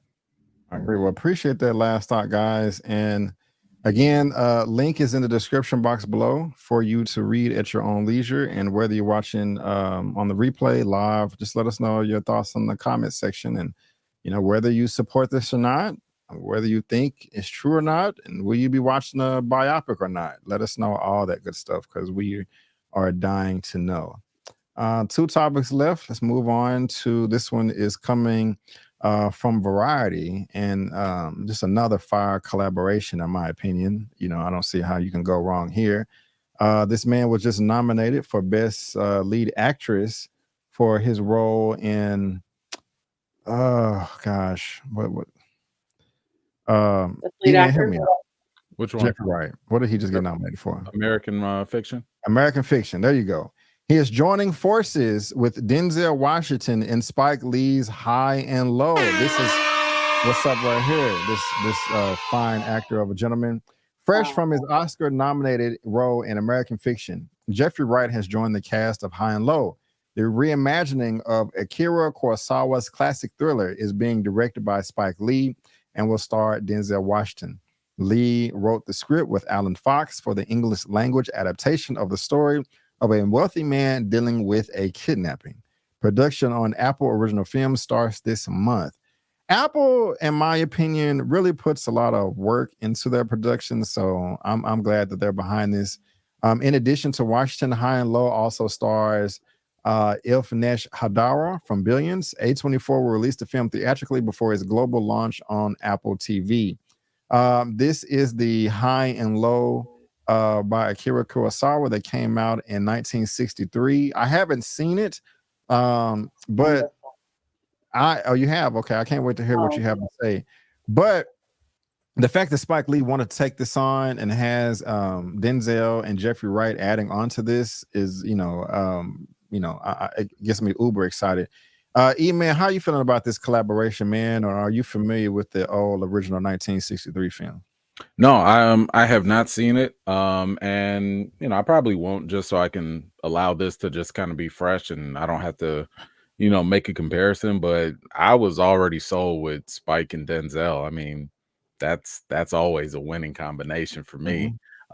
So the fact that you're adding straight up quality with Jeffrey Wright, it has no way to go but up. So I'm with it. I love it. This is how you add on to the interest of a film, and I haven't even seen a trailer yet. So yes, sign me up. Right on. Kimberly, how you feeling about this? Well, look, Akira Kurosawa is one of those directors that the directors of today, when you ask them who's your inspiration, I really don't know any amazing director that hasn't mentioned, oh my gosh, when I was 19 years old, when I was 16 years old, it was all about Akira Kurosawa. He's had a huge effect on Martin Scorsese's life and his film journey.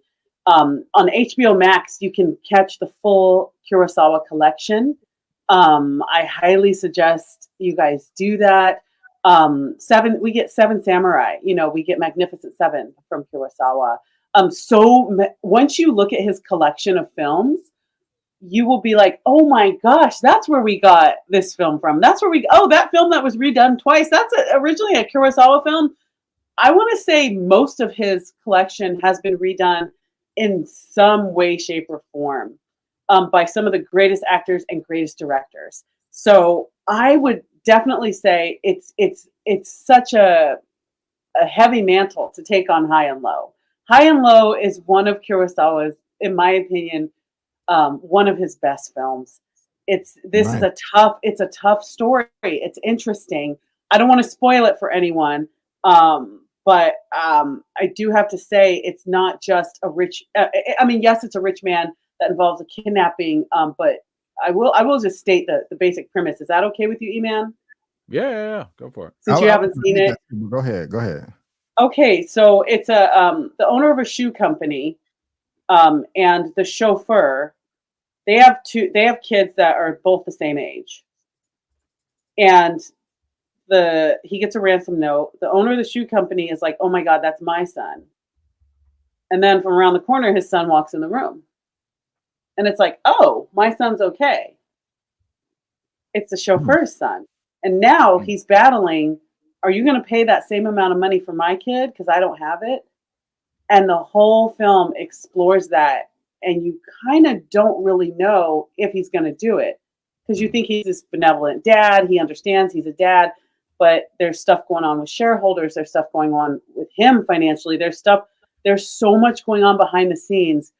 And cinematography plays in very seriously to this film. Kurosawa was really kind of not the only one, but one of the first directors to really go into, okay, guys, cinematography is more than just, well, I just need a camera to show the story I'm telling. He chose angles and perspectives in a revolutionary way to tell a story. This film could have been a silent film based on the cinematography alone. So I think if he was smart, he would have Hoyt van Hoytema shoot the film. But I think that Spike Lee taking on this film, Jeffrey Wright and Denzel Washington, my mind just went when I saw that, and when they just said it was, Spike and Denzel, I was like, yes. When they added Jeffrey Wright, your girl wanted to cry. I'm so excited for this. This is going to be great. This could be an Oscar contender for sure. Oh yeah, that's I definitely agree with that right there. So Seems like all three of us are excited. Everybody is in the comment section. Seems excited as well. Junior Network Spike Lee is a brilliant director. I believe he will direct the remake of Han Lo amazingly. Yes, agreed. Agreed. Spike Lee. True. He did the remake of Old Boy. I saw it, but it was Spike Lee. I don't think that was a hit though. No, the original Old Boy was fire, but the remake was doo-doo butt. But he's gonna have to bring his A game. You know, he's gonna have to bring his A game for sure. I think he will. Link is in the description for the whole article, and whether you're watching via live or on the replay, I keep clicking the wrong button. Let us know your thoughts because we are dying to know. All right, guys. Last topic of the day for movie news roundup, show number 121. Man, this brother cannot just catch a break. When I thought that pretty much everything was over with, I thought the next bit of news was going to be either his next project or him doing some type of appeal to receive some justice, because I still feel like he's innocent based on that video of him running from his alleged abusee. But last topic of the day coming from Variety, Jonathan Majors sued for assault and defamation by ex-girlfriend Grace Jabari. This is awful. Jonathan Majors has been sued by his ex-girlfriend Grace Jabari for alleged assault, battery, and defamation from incidents dating between 2021 and 2023. Last December, Majors was found guilty of 2 misdemeanor counts of harassment and assault against Jabari from a March 2023 altercation in New York City. Jabari filed her suit, which was obtained by Variety in New York federal court on Tuesday, and accused Majors of assault, battery, intentional infliction of emotional distress, malicious prosecution, and defamation. The defamation allegation comes from the Good Morning America interview Majors gave after his conviction. Wait a minute. The defamation allegation comes from the Good Morning America interview Majors gave after his conviction, in which the actor said never laid his hands on a woman. In December trial, Majors Priya Chaudhry repeatedly characterized Jabari as lying about the injuries she sustained in the March 2023 incident. He was dropped from Ant-Man. He was in Loki. We all know all of that. During one of the incidents in Los Angeles in 2022, Jabari's lawsuit alleges that Majors became angry with Grace. She became afraid and instinctively tried to calm him down. Majors began shouting in Grace's face and grabbed both her arms, pinning them to her body. He then shoved her into the shower door, causing the shower door to open. He then threw her body into the shower wall, causing her head to hit the wall. When Grace tried to escape, things escalated. In an effort to stop the abuse, Grace informed Majors that she was going to have to inform his team of what he had done to her, at which point Majors began throwing candles and other objects in a frenzied state, denting the wall and leaving glass shattered on the floor. During another incident in London of 2020, the lawsuit claims Majors pushed Grace so hard that it bruised her backside. When Grace got up, she attempted to leave the house. Majors picked up Grace in the air and threw her against the hood of her car. Grace began shouting for help. Majors then forcefully grabbed Grace, placing her in a headlock, and put his hand over her mouth to prevent someone from hearing her cries for help. He brought Grace back into their house and held his hands around her neck, stating that he wanted to kill her and that he was going to kill her. Majors then started hitting Grace's head against the marble floor, while strangling her until she felt she could no longer breathe. The lawsuit also includes text messages between the couple, which Majors dissuaded Jabari from seeking medical attention. I think we heard that one. And threatened to kill himself. Parts of these texts were used in the December 23 trial, though they were only allowed background information, not evidence related to the March 23 incident altercation.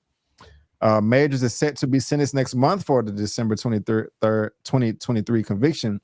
In the wake of his conviction, he was fired from Marvel, from his villain role as Kang the Conqueror, and bodybuilding movie magazine Dreams was removed from Searchlight's release calendar.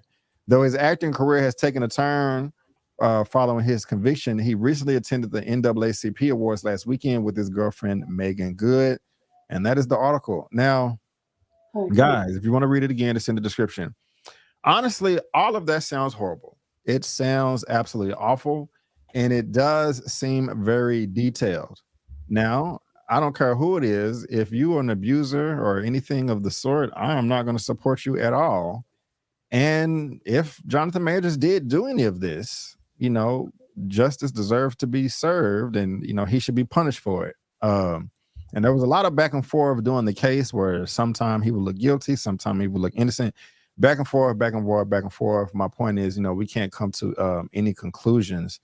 While I am not a legal expert, you know, one of the first things that comes to my mind is why this didn't come up earlier. But I know that domestic abuse and domestic abuse victims is very, very complicated, and there's levels to it. And I've never experienced it, but you know, I can only imagine those who have, and it's not a subject to be taken lightly or definitely come to any conclusions. While I am a fan of Jonathan Majors' work, I pray to God that he's innocent, and I hope that none of this is true. But I don't know. Now, I am under the impression that before all this came out, you know, I think there was speculation that he could come back and do an appeal from the conviction of last year, 2023. And I thought that he had a chance of making a comeback in his acting career in Hollywood, you know, if he chills out for a while. However, if any of this is true, I think it's over for him. I don't want that to happen, but if it is true, which we don't know, or I don't know at least, I think it's over, and that would be a shame. There's so much talent going down the waste, but I'm definitely not going to come to any conclusions at this point. But Kimberly, we've never talked about, I don't think I've talked to you at all about any of the Jonathan Majors situation. So I really don't know how you feel about anything. Whether you agree or disagree with me, please let us hear your thoughts. You can talk about this particular article and these new allegations, and or the whole Jonathan Majors story as far as the conviction of 2023 of 2023 of last year as well. So the floor is yours, ma'am. Dude, look. Oh, there's so many thoughts I have about this. I have no proof, right? I mean, he was convicted. My feeling is this: when it comes to men and abuse, and where oftentimes where there's smoke, there's fire. And even though you have a girl, this Grace Jabari girl, a lot of women were actually pretty upset when they saw the video and said, now, wait a minute. What the hell? Girl, wait. You painted yourself as this, this, and this, but a video is a video. I think they were toxic. I'm just telling you my thoughts because obviously all I have is the video that we saw and the proof and the articles and all that, but also a lot of rumors about him. My opinion is that they were toxic. My opinion is that she's not, it's hard to say no woman deserves to be hit, but that doesn't mean that you are completely innocent in everything. If you're throwing shit too, but he smacked you in the face, is it wrong for him to smack you in the face? Absolutely. Are you totally innocent because you were throwing stuff? No. You're toxic. You're crazy. You know, she's a problem. But it's also not right to hit a woman. So these two people are toxic. He's not completely innocent either. Do I believe everything she says? No. No. Actually, no. Do I believe some stuff? Yeah, because some of the evidence is there. No person deserves to be hit. But some people are very deceptive. Some women are very deceptive. I've had my own experiences, and it makes me very upset when women lie to get attention, because there are those of us who have actually experienced some things that are very freaking real and didn't do anything, and we're not toxic on our end, but still were abused in some way, shape, or form. So it pisses me off when I see women who are extremely problematic and violent themselves. Just because when a woman hits a man, it's not the same effect, doesn't mean it's not wrong. Nobody should be putting hands on anybody. All y'all are crazy. My problem with Jonathan Majors is and even the recordings of him saying what kind of woman I deserve to have, and kind of yelling and berating at her, and I deserve a Coretta Scott King and all. He's problematic. I don't know to what extent he's guilty, but I know in my gut he's problematic. Now, what that means that he's problematic, I couldn't tell you exactly. But this is a lot of detail. There are problems here, but also people in Hollywood who have worked with him says he can be cool, but he can also be really aggressive. That's kind of been the vibe in terms of like people in Hollywood. Look, when you're on set, that's 12 to 16 hours, maybe more. You're tired. You kind of live on set, especially if you're on location. You kind of live with the people you work with. I did that last year. I was on location working as a set dresser, and everybody, cast and crew, we all stayed at the same hotel. So you get to see a lot more than just the work person. And a lot of the word on the street is that he's cool, but he has a side to him. So this is a hot mess. That girl's problematic, and he's problematic. And Megan Good, I just hope that she's not. I just hope her eyes are wide open. But this is a freaking hot mess, man.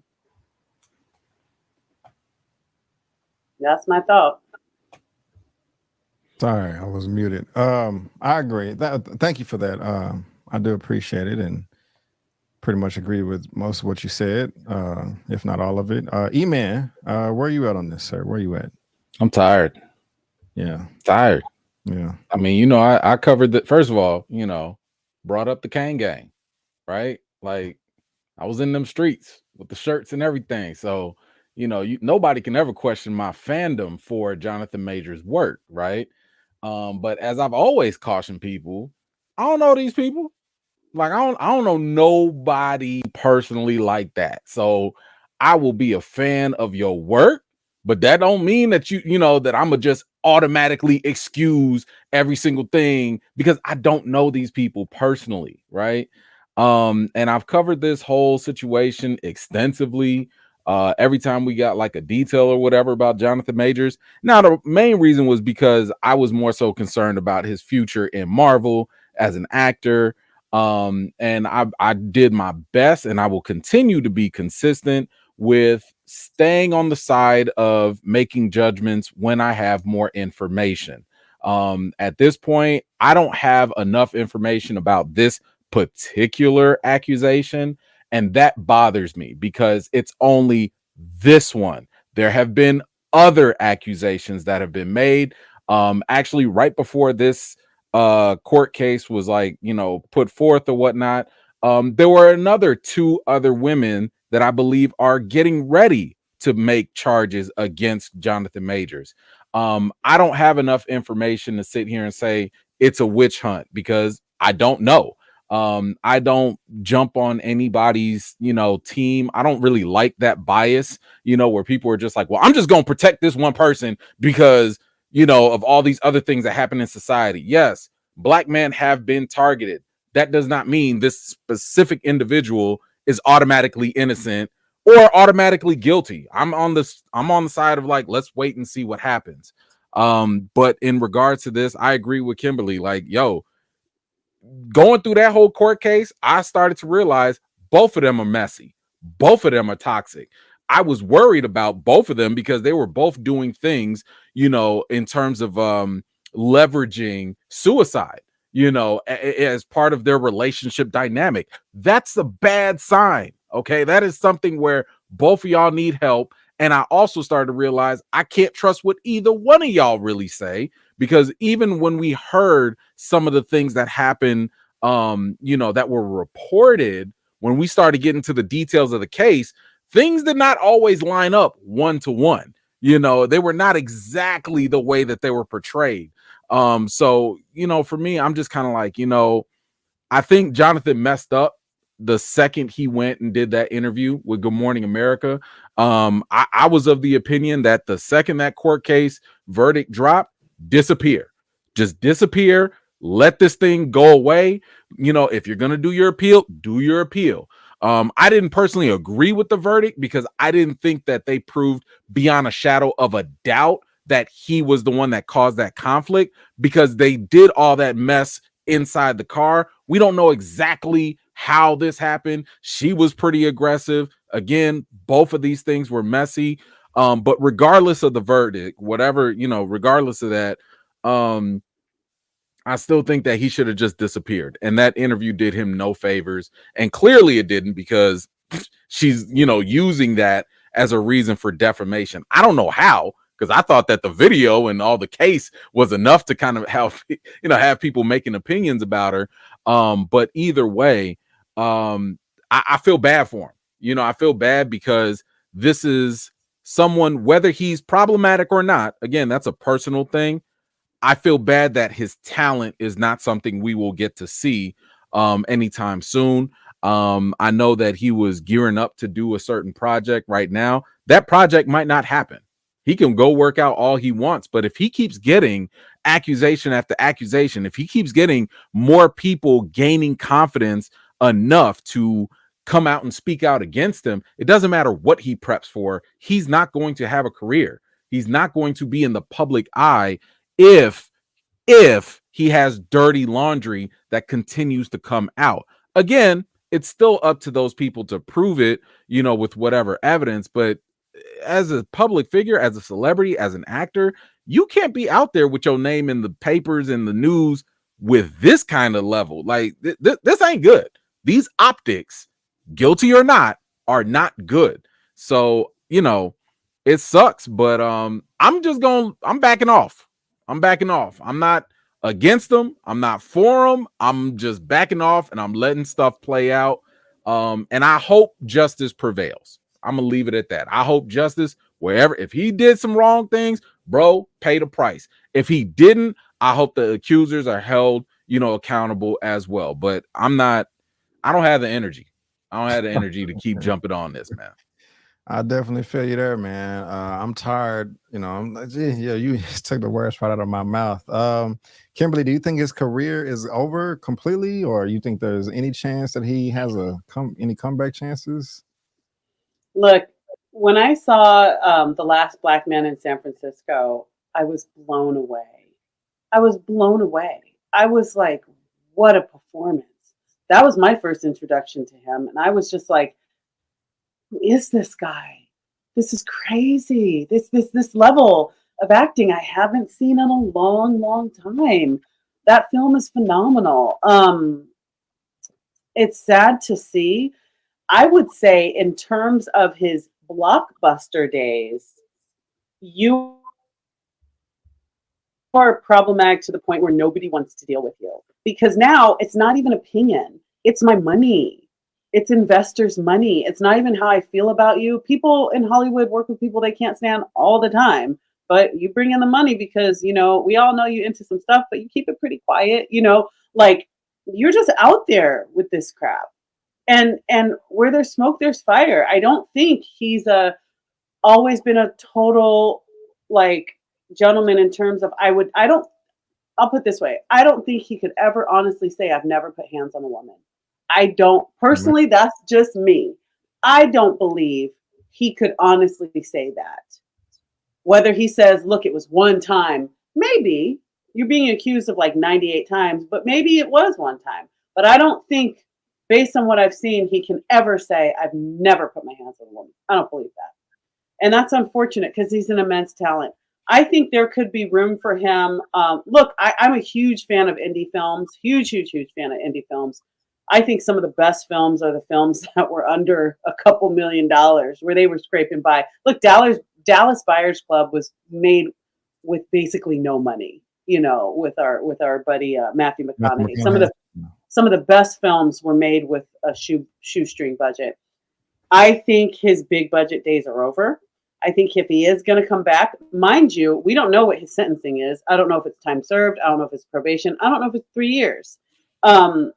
Whenever he does come back, his best bet is to go in the indie circuit.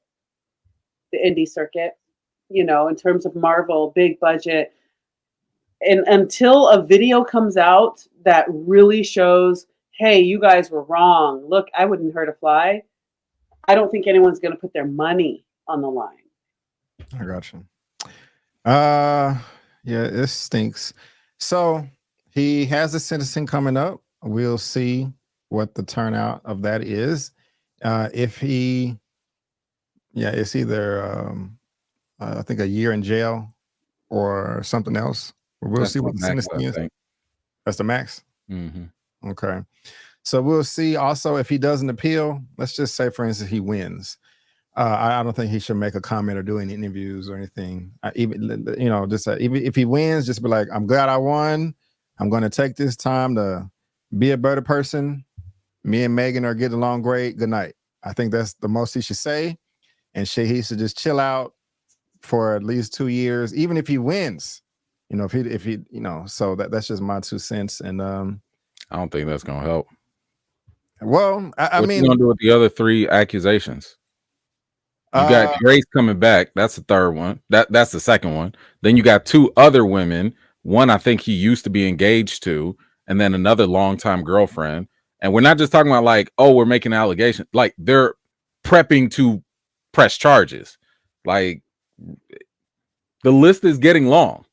It is. Whether you believe them or not, whether they got a case or not, these are new things that will be coming up that are going to be attached to his name. Okay. I don't think an appeal that's one. You won one. Now you got to go win 2, 3 more. Okay. Oh, that's a lot of work. I don't know. I didn't follow this case at all. The Amber Heard thing with Johnny Depp.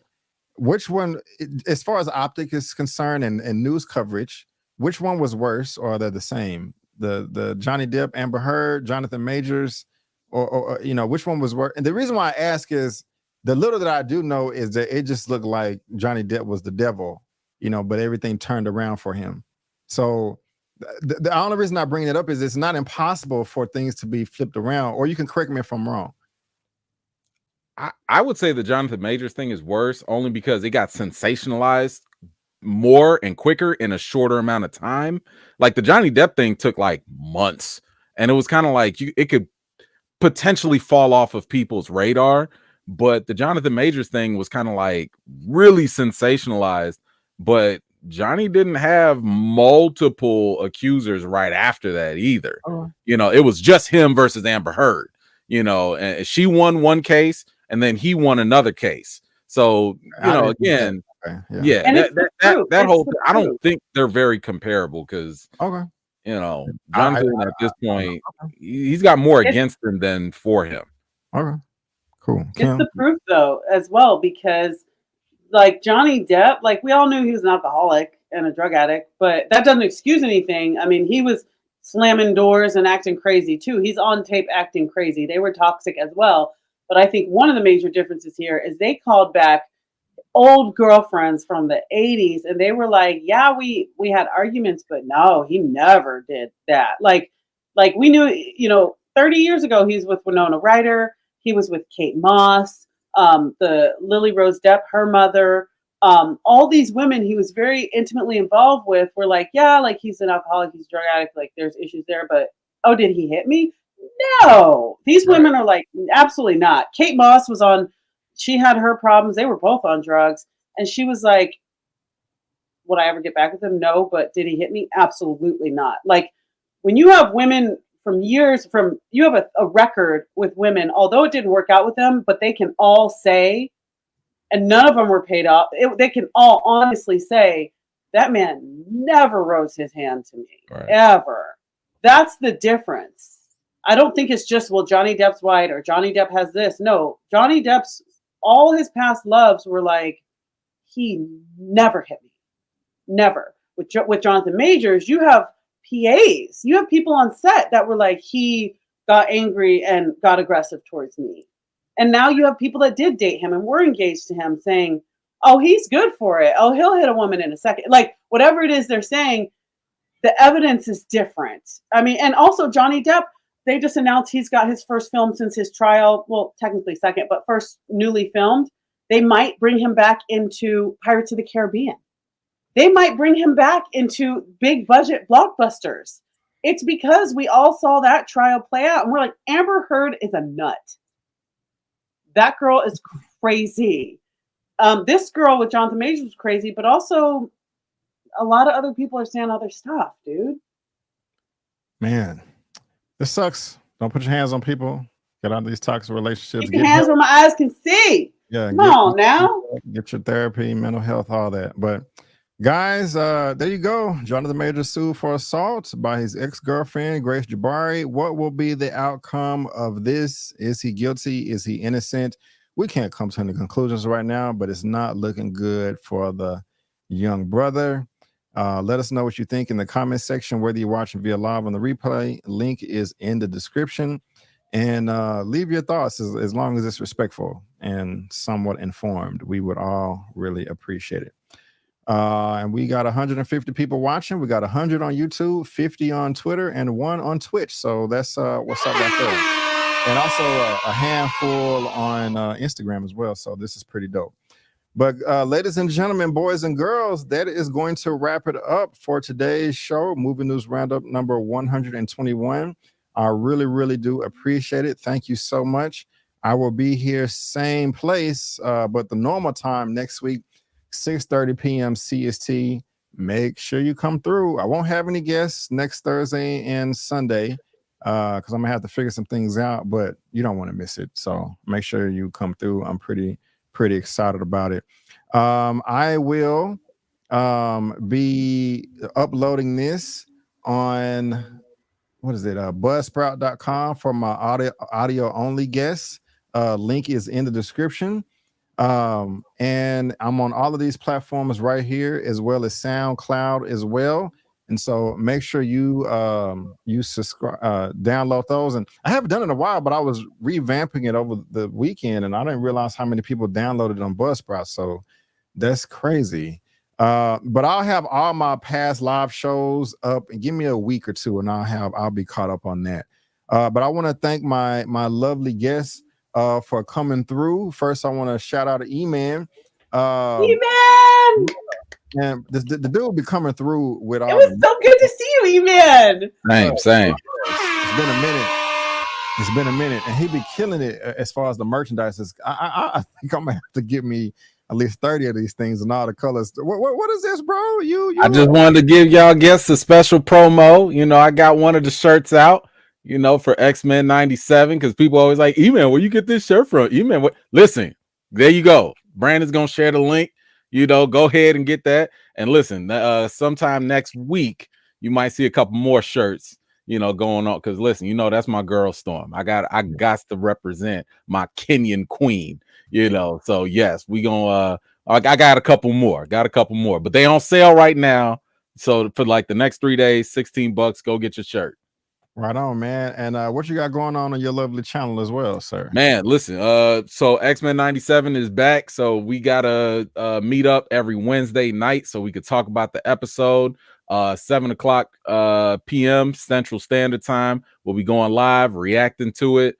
And then of course every Friday, you know, 7 p.m. Standard Time. We're gonna be doing the roundup of the news and everything. Like I said, I like to warm up everybody for Brandon's show, so y'all make sure you tune in. Okay, that's what's up right there. You said 7 p.m. right? 7 p.m. Okay, I'm gonna do my X-Men lives at 6:15 p.m. So y'all get all the dope perspectives and everything, multiple channels. And before we head to Miss Kimberly, Tony Movie Chappie, D9 Neil Blomkamp found $9.99 super chat. Thank you so much.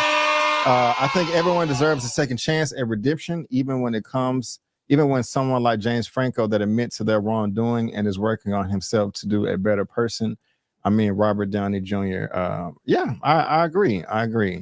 Everyone does to a degree. Everybody deserves a certain chance. In my opinion, some things are just not forgivable, but that's just me. Not saying that applies to majors, but thank you, Tony Movie, for the $9.99 super chat. I really do appreciate it. And when you donate like this, it allows me to have wonderful guests on the show. And so just to be frank, you know, you don't have to send a super chat. A subscription, share, comment, or thumbs up helps. But when you take your hard-earned money and donate it to the show, it allows me to, you know, to have lovely guests on. So just a friendly FYI. Hey, hold on. Don't listen to him. Send y'all money. Support this brother.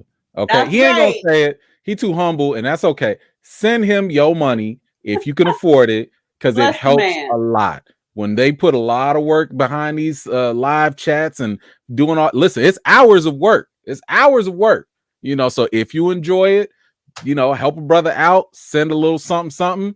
It goes a long way. He ain't gonna tell you. He ain't gonna tell you. I'll tell you. Send that brother some money. Thank you. There Thank you go. And again, I put the link up for E-Man's lovely shirt in the chat. So show this brother some love too, because he just didn't throw that up there. Took some work to compile all that as well. Miss Kimberly, thank you so much for coming through. Here's your channel. What you got going on your lovely outlet over here that the people can look forward to? Absolutely, you guys. I have a podcast coming called The Film That Made You ... I want to talk to you. My guests are not celebrities. My guests are not my guests are you. My guests are the viewers. I want to talk to people who have been inspired by a film to do something with their life. Did you see a film and decide, you know what? I don't care how old I am. I'm going back to school. I'm going to get my college degree. Did you change your major in college? Did you finally get your passport and take that trip to Africa like you've been talking about your whole life because you saw a film?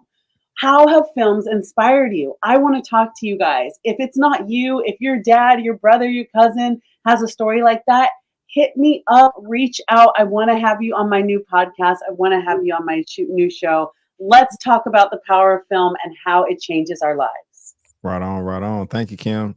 Also, I'm looking forward to joining you on that too, because I'm going to talk about how I started doing reviews with the movie that triggered me to get started as well. So that's I'm looking forward to that right there. Another super chat. Thank you.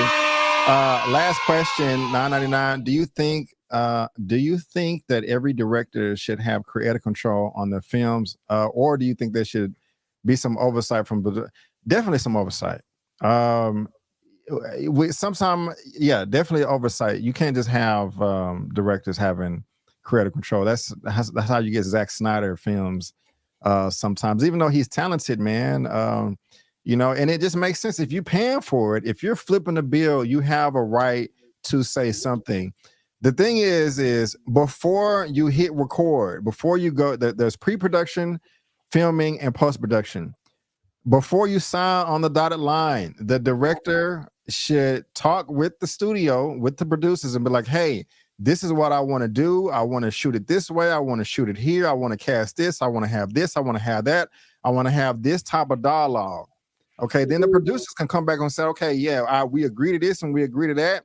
And take this, put this in, put this out, have an agreement, and then you go and make your film. My problem is when studios, even if they're paying for it, producers, is after the deal is made, they try to come in after the fact and change things, and that's why I have a problem. So, yeah, directors can have creative control up until a certain point, but you know, for example, don't do what they did with Thor: The Dark World, where Alan Taylor, you know, put together the whole movie, shot the movie, but then the producers took it over in the editing room, in the post-production, and you know, that's what we got. You know, that's just a prime example there. So I don't like that, but yeah, there should be some oversight from the producers in the studio, in my opinion. Y'all have any 2 cents on that? No. Yeah, okay. that's what an executive producer's for. That, you know, and this ties into what we're doing. You guys tune into our reviews of Shogun, but Hiroyuki Sanada, he's not the director, but he is an executive producer, and he's also starring in it. So if you look at the behind the scenes, in between his shots, he puts his robe on, he goes and sits in a chair, and he's talking to the director because he's an executive producer of that show. So he has a say about who we're bringing in to teach Mariko to do fight scenes. He has a say about, I want to go deeper into Japanese culture. Let's teach our viewers something. If you want to have that kind of control as a director, then put forth the money, get the investors behind you, and also take on the helm of an executive producer, for which a film can have multiple producers or executive producers. That's how you get your say, is put some money on the table, get some investors behind you, and get on the producing team. Like our good friend Brad Pitt, you would be shocked at some of the films he's the producer of, and you don't realize that he's had his hand in some films that you love. So he's the guy. He's not the director, but he can tell the director, because he's an executive producer, I really want to focus more on this or this or this. So kind of understanding the hierarchy of film kind of helps to understand some of those issues that we have of creative differences and whatnot. Thank you, Kim. And so, was you about to say something, E-Man? No, I was just going to echo that. I mean, there needs to be balance, you know, because when it comes to films, you have to realize it's a balance of art and business, and you can't separate the two because that's just what it is. If it was all art, then we would just be going to directors OnlyFans pages, you know, because it would only be fans of the films. That's hilarious. You know, okay, let's not go there. But you know what I'm saying? But like that's what we would be doing, right? We would only be watching 8-hour cuts of films because directors, everything's important. Nothing needs to be cut, right? Like that's just the I mean, James Cameron was sitting here talking about how Avatar, he's got an 8-hour cut. Nobody would ever see it, but you know, that's what they do. They have everything out there. But yes, at a certain point, you also have to be business minded in terms of like, yo, did you realize that if we cut this 3-hour movie down to an hour and a half, we get more runs in the theater, which means we earn more money, which means maybe you get to do a sequel, which means maybe you get more opportunity. Like you got to have a balance with that, but one can't overstep the other. We can't have a 4-hour Irishman cut, you know, right. Because like, what is that really doing for us? But at the same time, we can't have like what happened with DC, you know, how they were butchering Justice League. We can't have overstepping like that either, because if you kill all the artistic, you know, expression, then you just have a mess, you know. So yeah, you got to have a balance between the two. Right on. Thank you for that, sir. And yeah, guys, on my channel, check out all the lives, check out all the videos as well. About 28, 29, 30 hours from now, me and Kimberly's recap review for Shogun episode 6 will be dropping. We had so much fun. Oh my god, this one's crazy. My ass off. So make sure you check that out. Also check out my review for Shirley on Netflix. Miss Regina King did her thing playing the late great Miss Shirley Chisholm, all that good stuff. And check out the last episode of Super Duper, number 40, and number 41 will be this coming Thursday. Guys, you don't want to miss it. And right now I am 146 subscribers away from 50K, so share the video, tell people to subscribe. Let's go, guys. Let's get Brandon to that 50K. Yeah. But guys, again, we just all want to thank you so much for tuning in. And before you go, don't forget that I'm B. Avery, that's Kim, that's E-Man, and that's just our opinion. Peace out, and we'll see you next time.